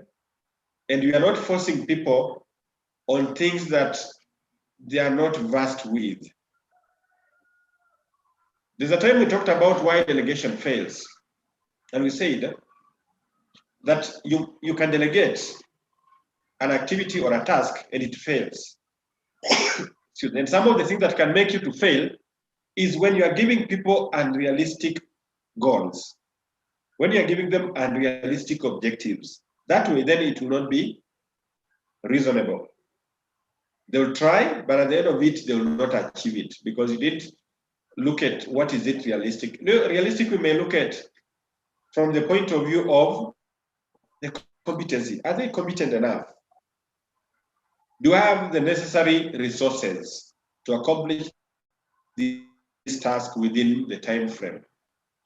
Because if I don't have that, then whatever goal we've set will not be achieved because of some of these limitations that will come with regard to either we don't have the resources, we don't have the right skills, we are not being trained on this, and therefore it will be a tall order for us to achieve that. Then time frame. What is the right time frame to achieve or to do this kind of task? So from the reasonable bit, then we talk about the time frame. The time that we've allocated to achieve this or to do this task, is it reasonable? Is it something that we can achieve? Or have we put ourselves in a particular strain whereby it's like it's just a matter of do or die? Or have we looked at the right time frame for us to achieve something? So according to these two gentlemen, they actually mentioned the two things that are very key when it comes to goal setting. One is it has to be measurable and time bound. So Mark and Mike say that you only focus on the two most important aspects of SMART, which are measurable and time bound. The other criteria will be more or less fall in place anyway. That once you have what you're going to measure, because you cannot measure what is not specific. That means measuring already has an implication that it is something that has been articulated well for you to be able to measure it and within a particular time frame. So that's what they propose as an effective goal setting.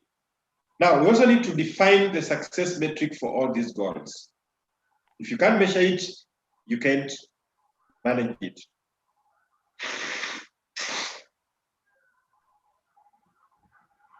Therefore, if we cannot measure something, then we cannot manage it. And that gets us back to what we've said, that whenever we have clearly identified our measurable indicators, then it's important that we know how, at what point do we look at them, at what point do we evaluate, so that as we evaluate, we're able now to manage any deviations, we're able to manage any support, any remedies that needs to be brought in point. Therefore, it's not in good basis for a goal if we cannot manage that. So we need to define the goal very clearly and the success, and also what are those measures that we will use to ascertain whether somebody has achieved or they haven't achieved. Then the deadline where we talked about the time bound, that we should always ensure that we have a clear finish date. When people go for athletics, if they're going to race, if they're going to play soccer, for example, even soccer, a game of soccer has playing within 90 minutes. So after that, we need to get a winner. So you cannot play the whole day. It has to be within a specified time. So at the end of the 90 minutes, we can say that team A has won or it has not won. So then as a team, then it's important that we have clear deadlines. You cannot be telling people, or you cannot be reporting to your manager that it's work in progress. Work in progress till when? You must always have specific dates.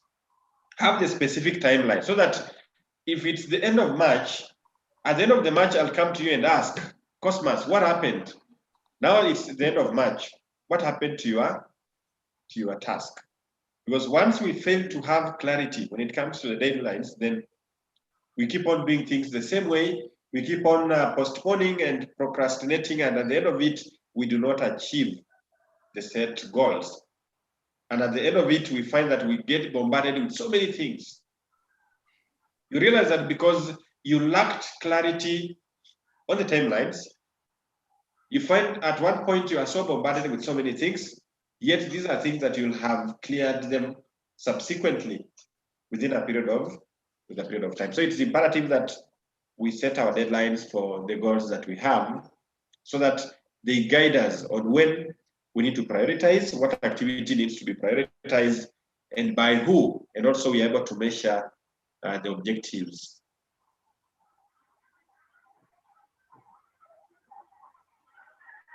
Falguni is not able to hear.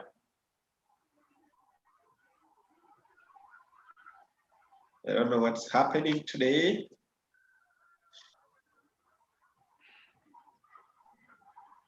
I don't know that it's only now the case of Falguni. The rest, are you able to hear me?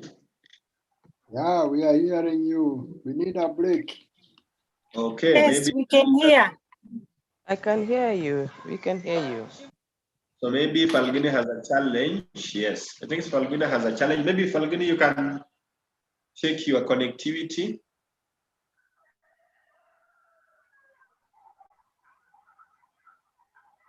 Okay, so I was saying that we ought to have clarity with the timelines so that we don't procrastinate. Let us be the people that say, day one, I'm going to do this. By day two, I'm done with it, so that by day three, I'm focusing my energies on something else. And I was giving that example of, I don't know whether do you ever receive, or have you ever prepared a report and you are saying work in progress? And you submit that, and maybe you are presenting and saying work in progress, work in progress. Next time you receive a report saying work in progress, then that is not a clear goal. That's not a clear objective. Always ask the person to indicate. It may not be an exact date, but you can only say by end of March, I need to have completed this task. By end of March, I need to have done or to have submitted all the reports. By the end of March, I will have reconciled all these financial statements. By end of March, I'll have completed this policy. So that's what we expect as to lead teams. So yes, we are forming the team. That's the first thing that should be clear from the start. Let people know that we are working within these timelines.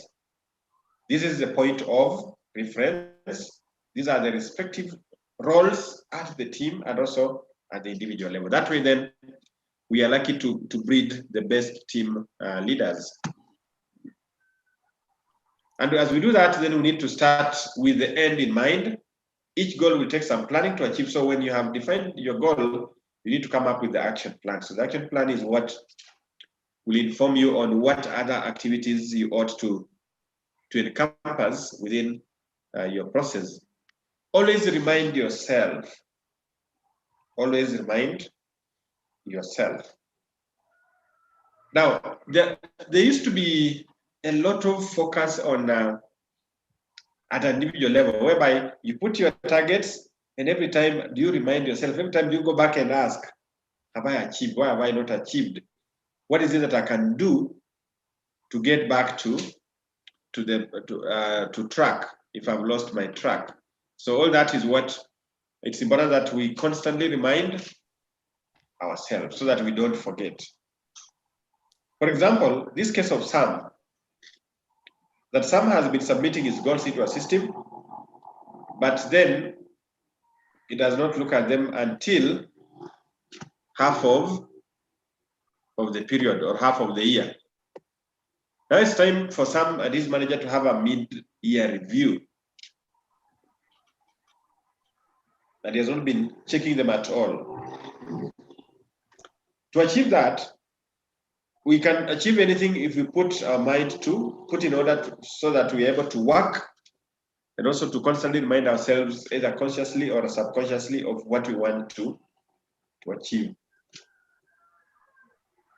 Let me see a chart here.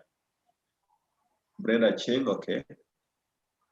Yeah, so now the case of Sam, and this could be a case of ourselves, whereby we've been submitting our objectives, our strategic objectives, and also the KPIs into the system, but we don't look at them until half of the year.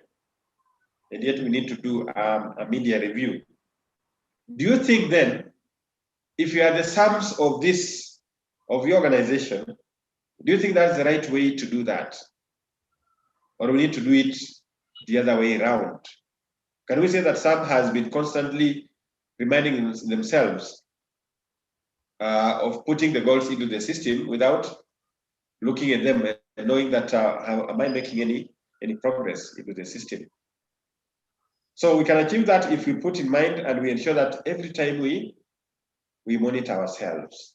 I know at the initial stages, people find it so difficult to keep monitoring their activities, their tasks, and in putting them in the system until you keep on reminding, and at times even threatening them that if they don't put in the system, they will not be assessed. So that becomes a challenge that we ought to take it by ourselves.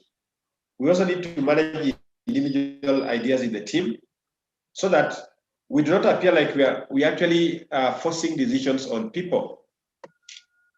When people's ideas start flowing, like the way that setting of the room is, you are supposed to find that the person initiating the session becomes part of the group and can play an equal role without pushing any authority.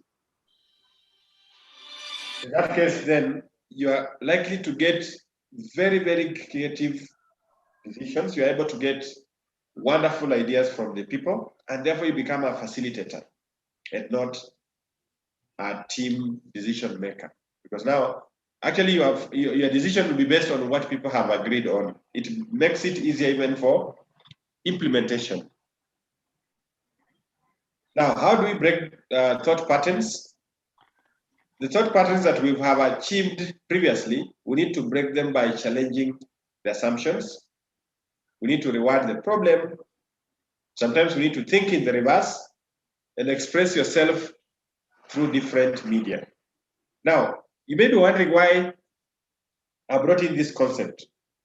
This concept, if you look at, start with the end in mind, then reminding yourself, managing individual ideas in the team, then I've talked about the thought patterns. Back to the team development, if you realize that people are not towing the line, then you need to challenge the assumptions and ask yourself, are we having the wrong objective? Are we having the wrong people? Do we then look at how do we deal with this problem so that we challenge our thought patterns? Then we have to think in the reverse, then express yourself through different media. That means now you identify a different way in which you need to deal with these people. That way then you'll be able to solve the problem that you are facing.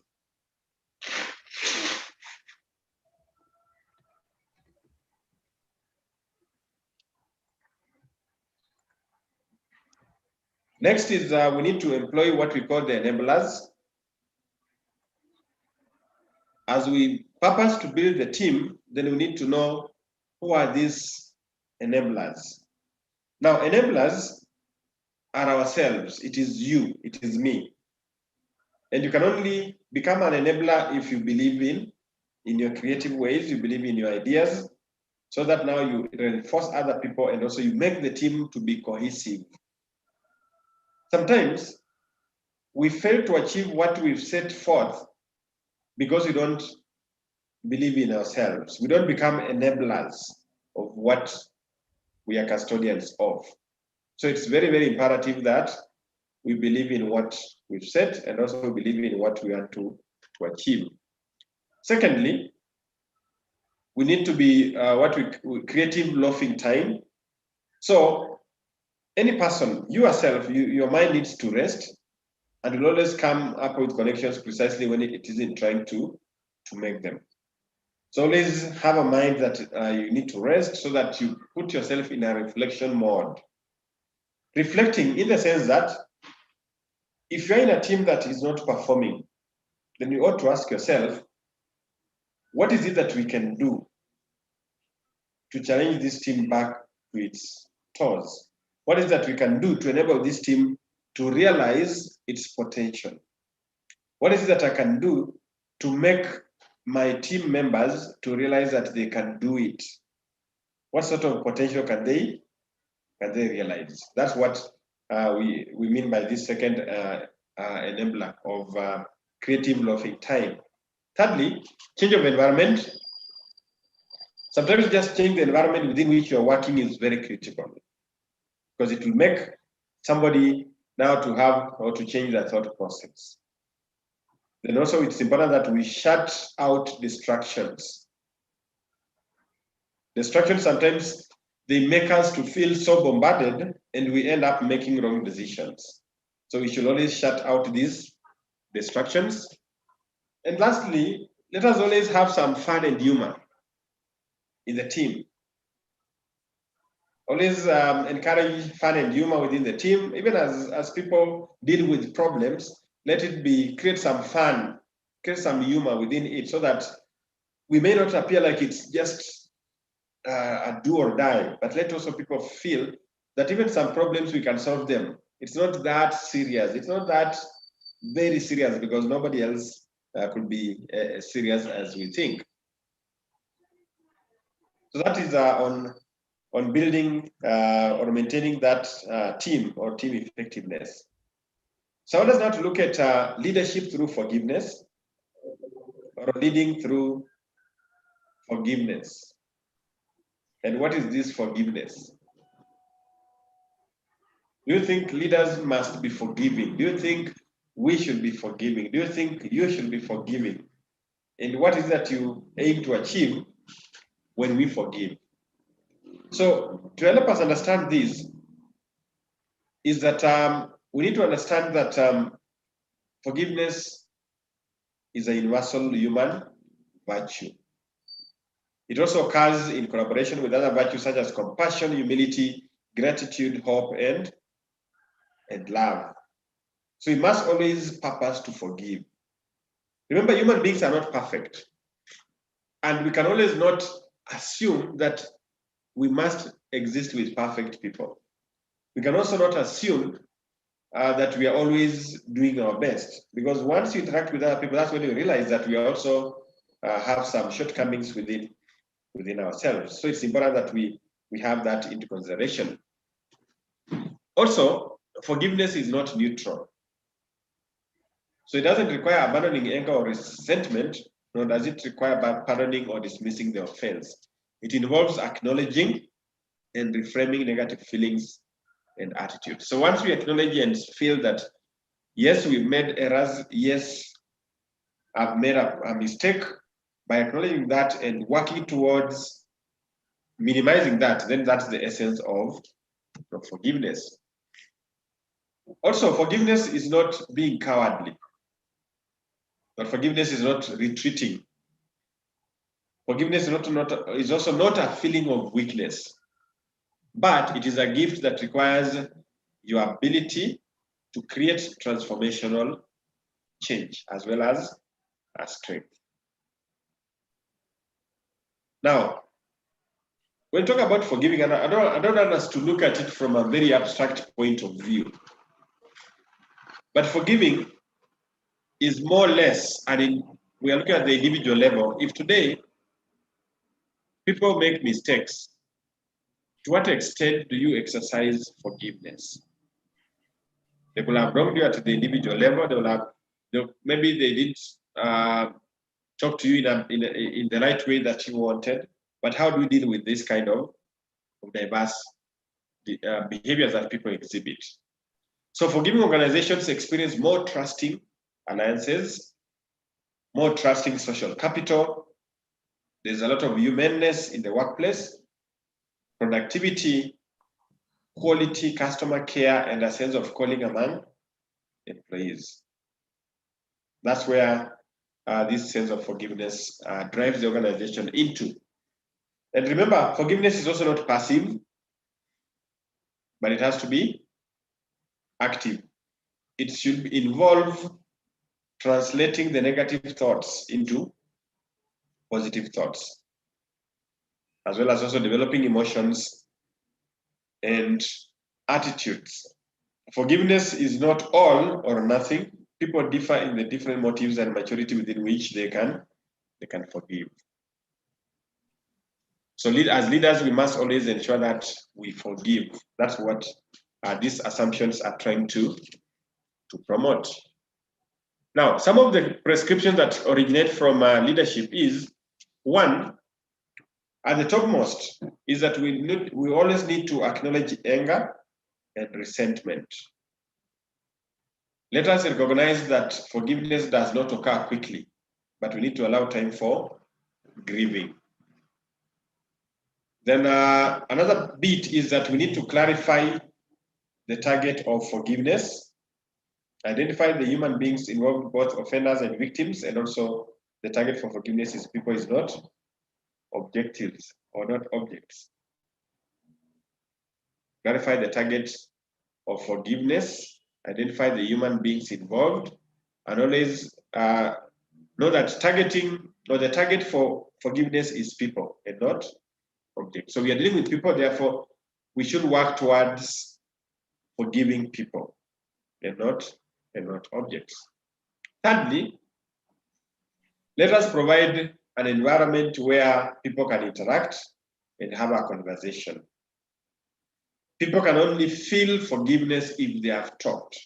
You can only forgive somebody if you've heard their side of the story, because by interacting, then people tend to open up and people tend to share more. And that way, then we are building a relationship, because there will be that empathetic listening and human support. Fourthly, we need to demarcate the end of hurtful or victim phase from the beginning of the healing and restoration phase, often with a symbolic event. So then I just always say that we need to do away with the negative events. We need to do away with the negative thoughts so that now we usher in our positive thoughts.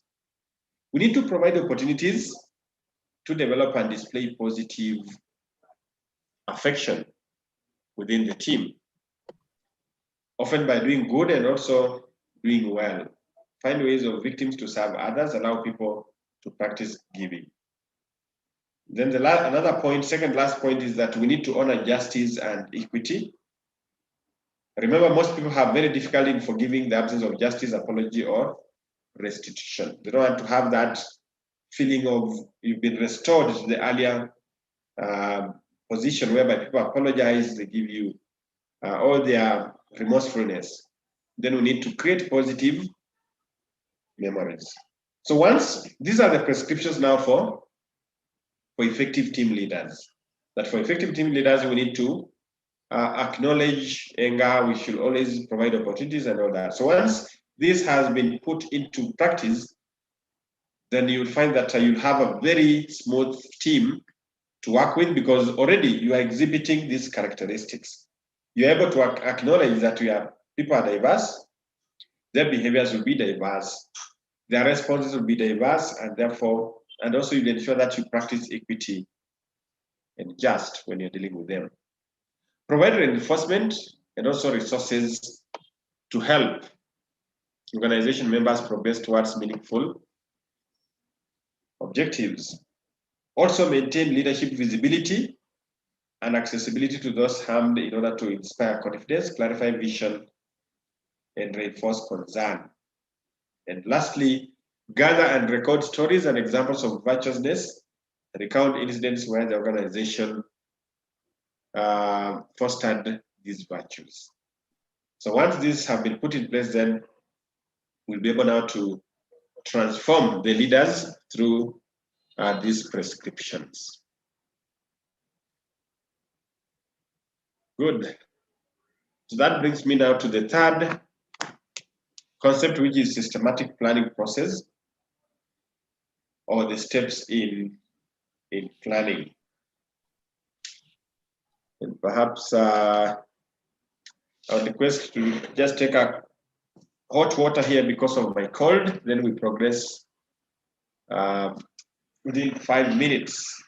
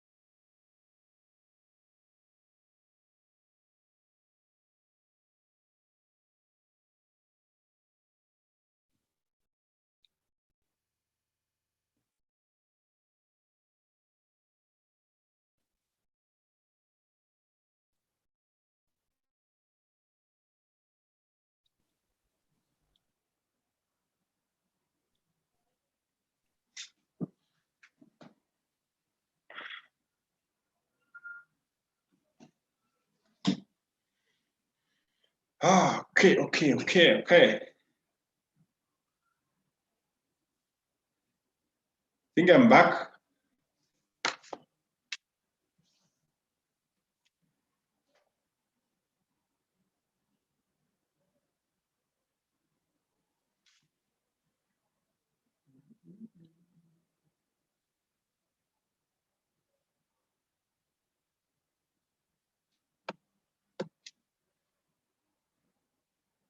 Joy.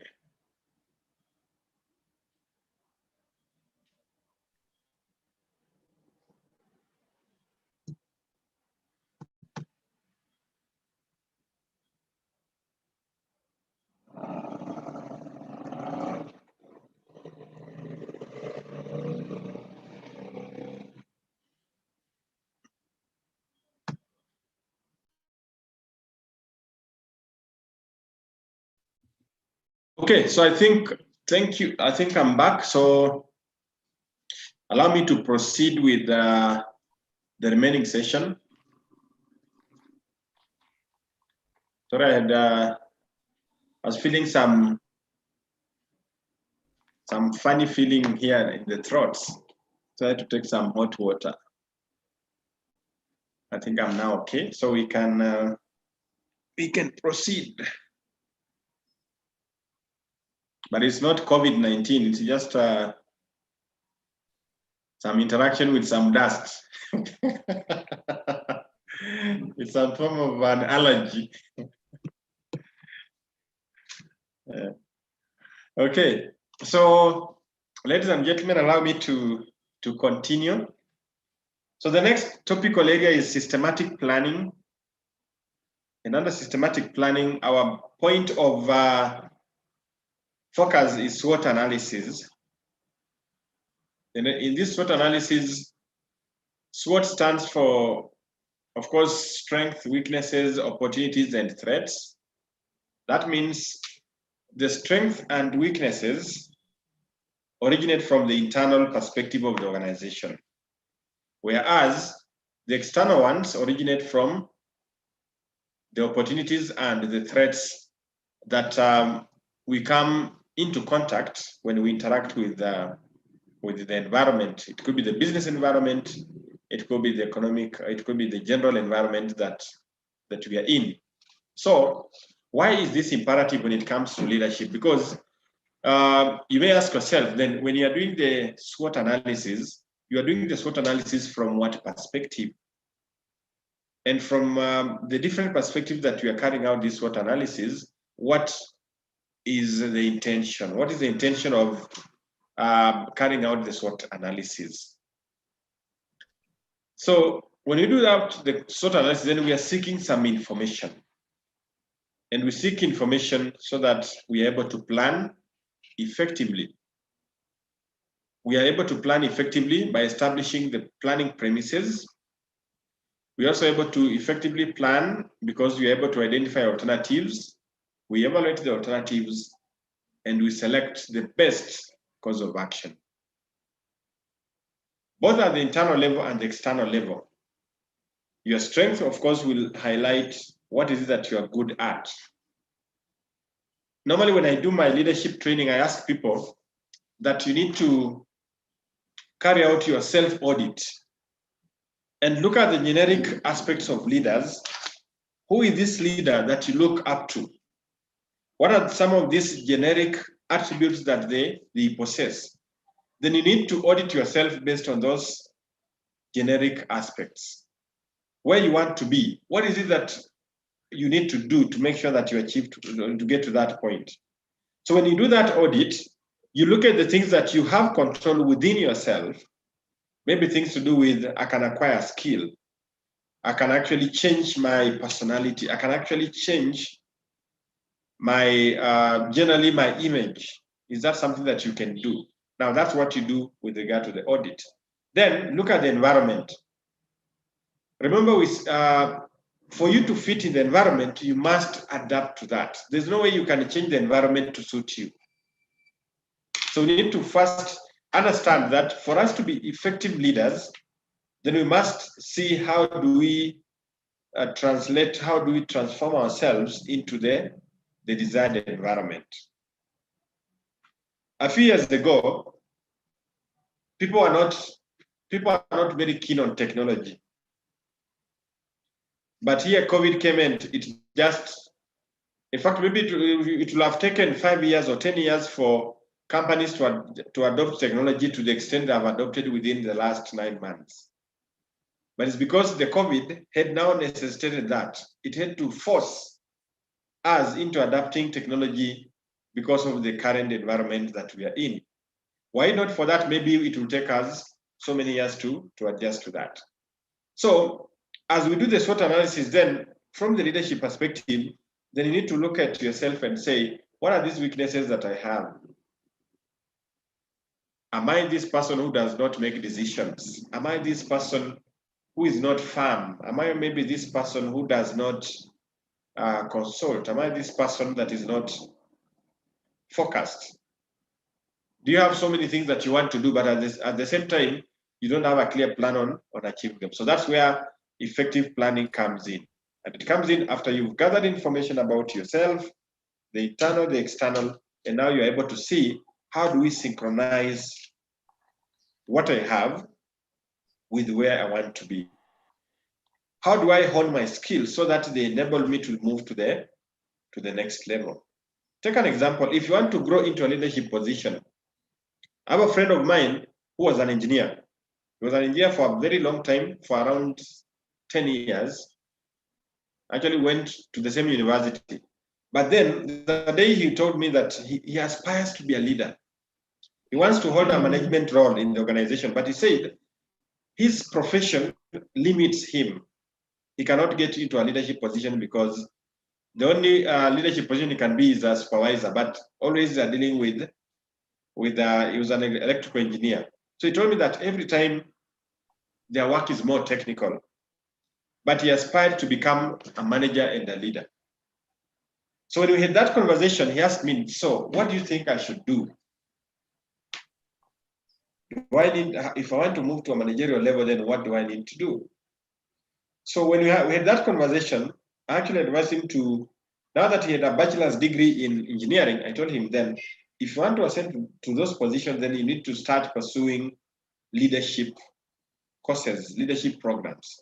Because it's only based on that you actually justify your need to rise to those positions. So he actually pursued an MBA, and he started also attending these trainings in HR. Apparently, he actually started attending trainings in HR, in leadership, and that. And after 2 years, after he graduated, okay, the positions were not forthcoming. But the 3rd year, after graduation, after he graduated with the MBA, then he applied for a management position in the organization. That was at KPLC. Then actually he got a manager position, and he actually told me that it's because of the MBA that he had done that enabled him now to, because it was one of the requirements, that apart from being a technical person, you must have done a leadership qualification. And that's what now enabled him he went for the interview and successfully got that position. Thereafter, he did not stop there. Then he said that as much as he's gotten the leadership position, but he also wants to move into corporate world. So he wanted now to look at some trainings in governance. Now, I'm telling you this story because it's more about what is it that you aspire to be? What is it that you want to achieve? And so having done that, then you assess your capacity. Look at where you are vis-a-vis where you want to be, and you can always chart your direction towards that. So he did that, and he has been rising, and even he has now changed jobs from where he was, and now he's comfortably now in a managerial position, while his other colleagues are still engineers. The engineers, they're still doing the technical roles which they actually pursued from the university. So for you to achieve that, then you need to ensure that you have what are your plans, what is it that you want to achieve, then look at what is it that you want to, or what is the right, or what is the necessary code of or course of action that you need to take. Second last bit is the basic principles of successful succession planning.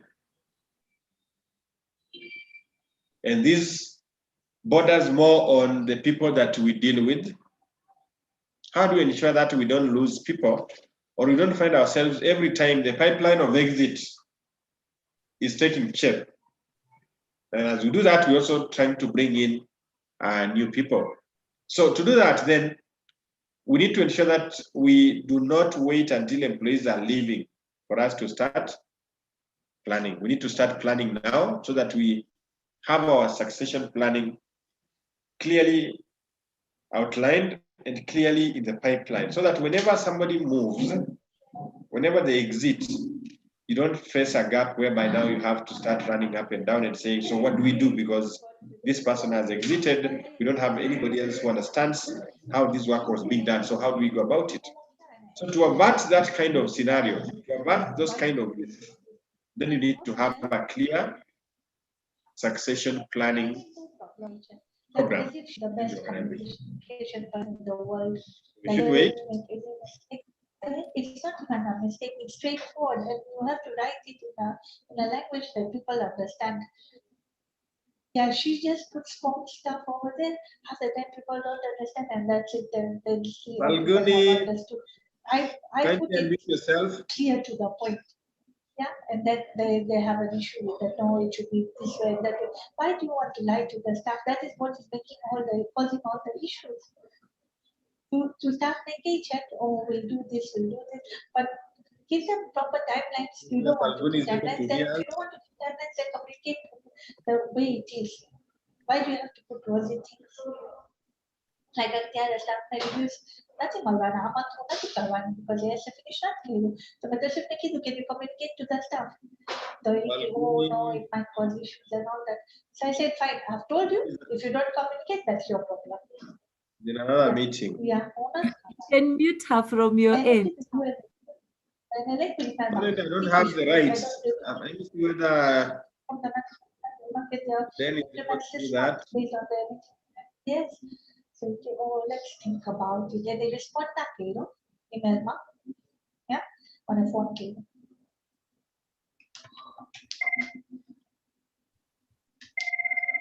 Albuni. Hi. They respond that way, man. Email ma and on phone call.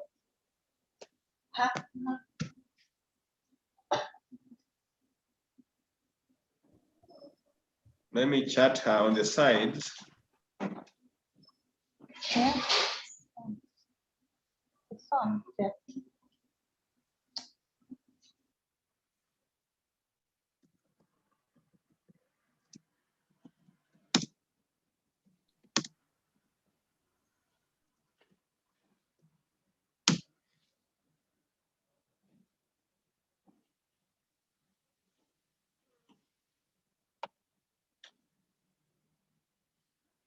Okay. Yeah, so I was talking about, before that disruption, I was talking about these succession planning, and we say that we should not wait until employees leave to start panicking and trying to see how do we meet or how do we fill that gap. It's important that we do clear succession planning so that it becomes like a continuous process whereby if people exit, there are so many reasons that people can exit, and therefore that should not affect how we operate. So to enable us to do that, we need to focus on policies, procedures, and practices and not personality. We should refrain from looking at James as James, but we look at the position and say, this position needs probation, it requires a succession plan. And therefore, you are not putting in place a succession plan because of James, but you are putting it because of the prosperity of the organization. You are looking at the posterity to ensure that you completely have a clear direction within which you're able to manage the exits and the entries for staff. So succession planning is a responsibility of both the management and also the employee to ensure that you constantly have the right procedures on how you're able to deal with the problem. Then also you need to, should be in accordance with the personnel up-to-date policy or the HR policies. Then lastly, you need to ensure that quality in managing succession is proportionate to the quality of the new employee. So garbage in, garbage out. So if your garbage in is bogus, of course, you still have the garbage out reflecting the same characteristics. So ensure that what you have, the people that you're bringing in, will ensure that you have the right talent, so that also at the end of it, you're able to drive your business or to drive your organization to the next level. So that brings me to the last bit, which is presentation skills as a leader. Presentation skills. And I want to draw your attention to these two images. These two images. Can we identify them? Anybody to identify what these images are? And what do they do?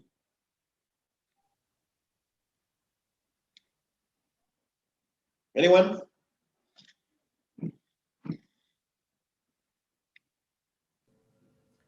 I can see a trumpet. Yes. And a writing board. A trumpet and a writing board. What do you associate with the trumpet? Trumpet is a musical instrument and it plays music, which only musicians can understand, I believe. But the presentation, the other picture is explaining that it's a whiteboard, but if it is put well, the concept can go across properly to the audience. Okay, good. So we have the trumpet, and every time you listen from the sound coming out of the trumpet is always a very interesting sound, and also always it catches your ears, and you want to listen to it because of how the pitch, how the tone of the voice or the sound is coming out. Okay, Joy says succession planning is very difficult in public settings. That's, I think, in public organizations. Then Mary refers to tools to be used in presentation and the effectiveness. Okay, thank you, Mary. Yeah, so what I was saying is, if you look at a trumpet and the sound that comes from that trumpet, you listen to that and you feel this sound is just very relaxing. The sound is just good. So it comes out very clearer and also very stronger. But it can only do that, it can only come out that way if the person that is using it is able also to tune the sound to the right keys. Otherwise, the way it is as it is, then it doesn't, we're just looking at it as an object. But until somebody uses it to communicate, that's when we can say that the sound is what? Is strong, or the sound is clearer. So it's now the use. So meaning in presentation, it all depends with what sort of tools are we using to make ourselves clearer, to communicate a message, and just to articulate the message as we want is what presentation skills is. Now, coming to this other one, the board, and you can see that person, we are having that image of somebody trying to illustrate. And you find that our eyes will be glued towards that board to see exactly what message is this person presenting. So when our speeches are shaped by these good presentation skills, our ideas and personality will come out with a lot of impact. They'll come out with a lot of oomph, with a lot of energy. And at times we can only say that that was the best speech. That was a very charismatic speech. That was a very articulate speech. That's what presentation skills revolves around. And I know we normally even judge people because of their presentation. Somebody can say that, I don't think you deserve to be a leader. I don't think you deserve to be a manager. It's because of the explicit way in which they have presented themselves. So it's all about what we visibly see, as well as also the attributes, the exhibitions of their character at that particular point in time. So leaders, we always have whatever we call as perception about how the leader should present themselves, how the leader should talk, how the leader should generally exhibit some behavior and all that. So that's what shapes who we want the leaders to be. Now, and this is something that is very critical when it comes to anybody. Like maybe when you started working, you never held a leadership position, you never became a supervisor, or you are aspiring to become a supervisor. What I want to advise you is, anytime there is a shift from an employee to a first-time manager or a first-time leader, so many things have to happen within your setting. You have to change a perspective so that you firmly put your feet as a leader. I'm not saying that you firmly put yourself as a leader so that you start intimidating or you start threatening people, but you let people see that, let them feel that you are actually in charge. It's the aspect of being in charge, but not being intimidating. That's what I mean by that paradigm shift. And that's an element that people usually lose focus on. So you get promoted, or you apply for a position and you get to a higher level position, but you find that your attributes are still the same. You find that even the manner in which you're still behaving as if you want somebody to instruct you. You're behaving as if you want somebody to make a decision on your behalf.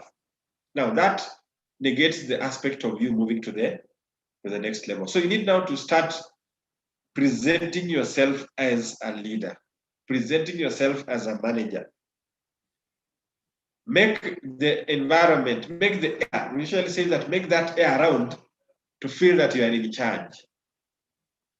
Create that firmness, create that decision-making, create that consultativeness, so that now people now regard you as their leader, but not regarding you just as their colleague. Usually there is always that's what we emphasize when we are training people on moving or shifting from an employee into a team leader.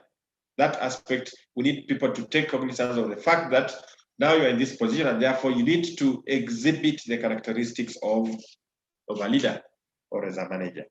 So we need to shape ourselves, ensure that we have the best presentation skills so that we are able now to articulate the ideas, we are able to convince the people that are following us into adhering to what we believe in or what we want them to get into understanding. So these presentation skills can be described as, one, speaking to an audience in the language that the audience understands. And we do that, then we are developing ourselves. It will lead to personal advancement and also personal development. We develop ourselves, we also develop within our profession. So once we have effective presentation skills, then we are lucky to solve so many conflicts. Because one, we are better communicators, we are able to negotiate, we are able to create harmony, we are able to create consensus between ourselves and other people. We can also mediate whenever there is problems within the team. We're also likely to get more of what we want out of life, because once we learn to present effectively in ways that promote instinctively understand, people will be delighted to help you, and in turn they'll provide you with the resources that you need to achieve your dreams. It also enables us to have very strong relationships. We are able to build stronger relationships both at personal level and also at individual, at group level, because we're able to learn to understand what people want and how to give it to them. We're able to present our emotions and thoughts that are instinctively easily understood by people from the various levels of consciousness. So we're able to build very strong relationships when our presentation skills are top-notch.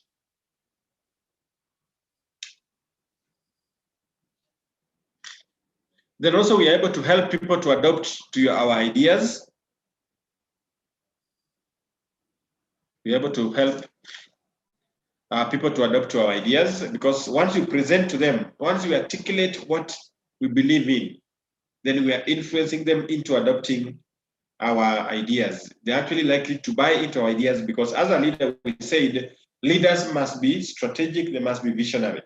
So to get people now to follow this aspect of the vision, to make them buy into the vision, that means that we must have articulated that effectively, so that now it's not about me as an individual, but it's about what I want people to get into, what I want people, what I want them to achieve, what I want, or the direction I want them to take as a team. That's what becomes very, very imperative when you talk about these presentation skills. Also, it will actually make people to love you more. Like you've seen, the reason why we love some leaders, the reason why we like some leaders, why we hate some leaders is because of their presentation skills, how they carry out themselves, the language, the choice of words that they use. So the more we hone our skills with regard to presentation, the more effective we become, and the more likable people will want to associate with us. They would like to listen to our speeches. They would like to listen to what we say, because that way, one, they actually connect with us. They're able now to understand what we say. And by them understanding what we say, they're likely to associate more with us. So ladies and gentlemen, that brings us to the end of our 3 modules. And in summary, this is the key points that I would like to talk about, that leaders should look at ways to optimize and grow their subordinates at the different levels. And also with regard to goal setting, leaders should delegate an assignment, must be sure that the subordinates understands what they have delegated to. Leaders should always be consultative. That means they should welcome questions and provide complete explanation of tasks. Leaders need to be clear about the criteria by which success should be measured, and by allowing subordinates to achieve that in their own ways. Leaders need to give subordinates the degree of autonomy. That means time, resources, and authority in exercising their roles and responsibilities. And to successfully resolve conflicts, leaders may need to spend considerable time preparing for a negotiating session, and they should always anticipate each side's key concern. That means they should allow for both supporting and also dissenting voices for them to be effective conflict resolution ambassadors. Then in terms of problem solving, we should always set the problem so that everyone involved in developing the solution has an informed and common appreciation and understanding of the task. So in summary, ladies and gentlemen, this is what the 3 modules have covered for the last 3 sessions that we've had together. So thank you very much. And I will now welcome any questions.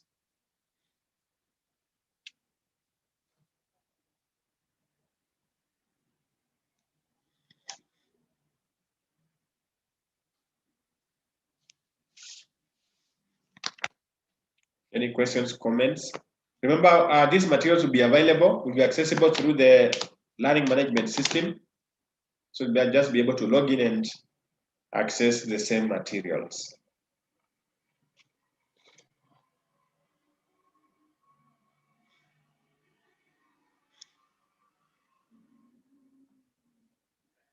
Okay, thank you, Monica.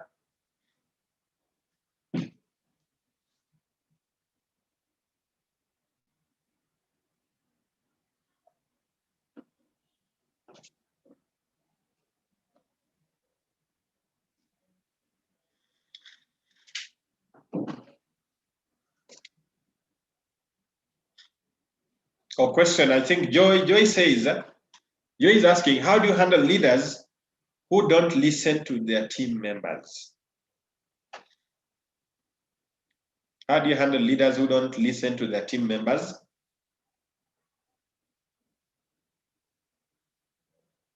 Anybody to respond to that before I respond?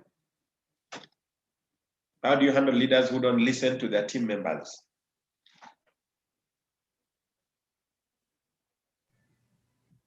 Can I? Yes, Maybe please. how it has worked for me. Yes. I realized the leaders that don't listen to their team members, it's easier to address an issue with them as an individual, maybe just the two of you. It's easier to crack them than when you raise it in a group. It yields a lot of positive feedback. That's what I've been trying. It has been very positive. They listen when it's just the two of you. But when you do it as a team, you're pushed away. Yeah, interesting. So Marilyn, thank you for your input. I think for you, you're saying that these leaders, I think they don't want to feel that you are challenging them in a group or in a setting. So they'll prefer if maybe you can address them at the individual level. So thank you very much. Anybody else? How do you handle leaders who don't listen to their team members?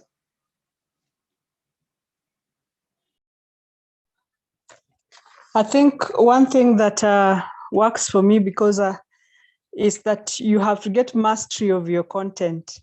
You know what you're arguing about. You know if there are legal backing or there is regulation, because most of the time they want to do their way and it could be against your set regulations or policies or your internal policy. So what I try to do is I explain, and if maybe that explanation is not being taken, then I do it in writing and I back it like our HR policy, our finance policy says this, and I quote and I put it in writing. Thank you.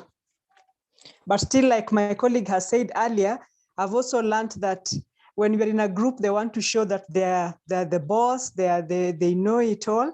But later on, when I go to their office alone and I say, oh, Madam, or Your Excellency, this is what needed to be done, then they listen and think, and later on they say, oh, what you said and what you wrote makes sense. Let's go that way.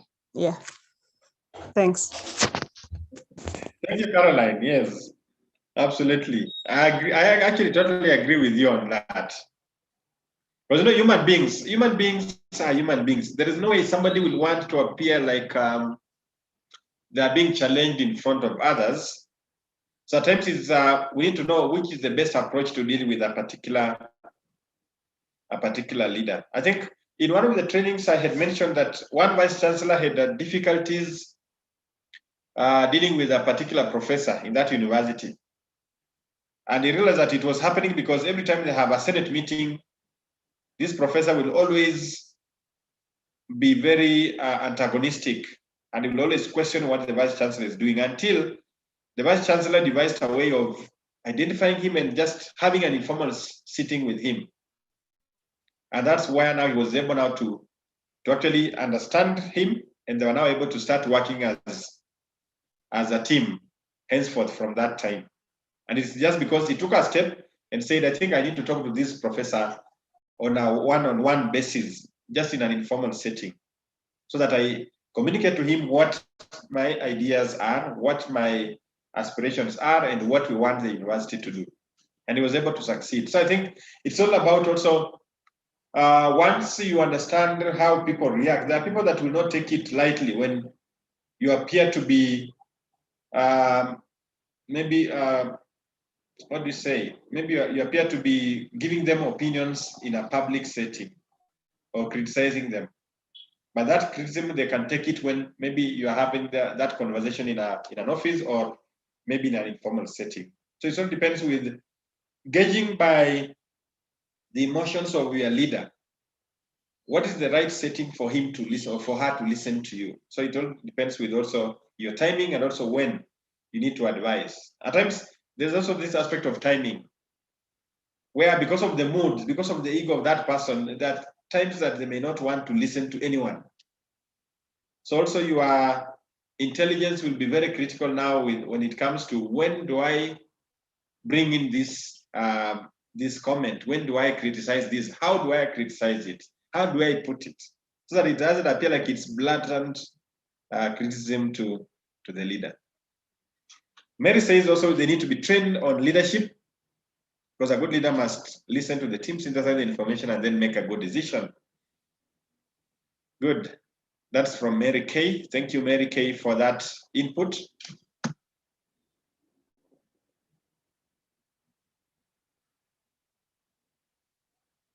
So at this juncture, I want to thank you very much, ladies and gentlemen, for having me for the 3 sessions of advanced leadership, and also for the other 2 sessions on basic leadership for those of us who are in throughout the other month. So thank you very much. Thank you very much, Dan, for organizing this session and also giving us this opportunity to share on the leadership skills. So I want us now to, but I would like now to end there and wish you a very successful weekend. Have an enjoyable weekend. Be safe. And just ensure that you maintain the COVID-19 measures, because COVID is still here with us. Even at workplace, ensure that you maintain social distancing. Ensure that people wear the masks. Otherwise, we don't want to have a situation where we get infected because of putting down these measures. So thank you very much, and God bless you.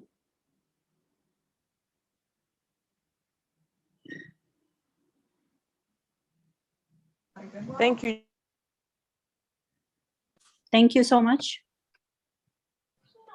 Thank you. All the best. Thank you. Iko wapi kupika? Thank you very much.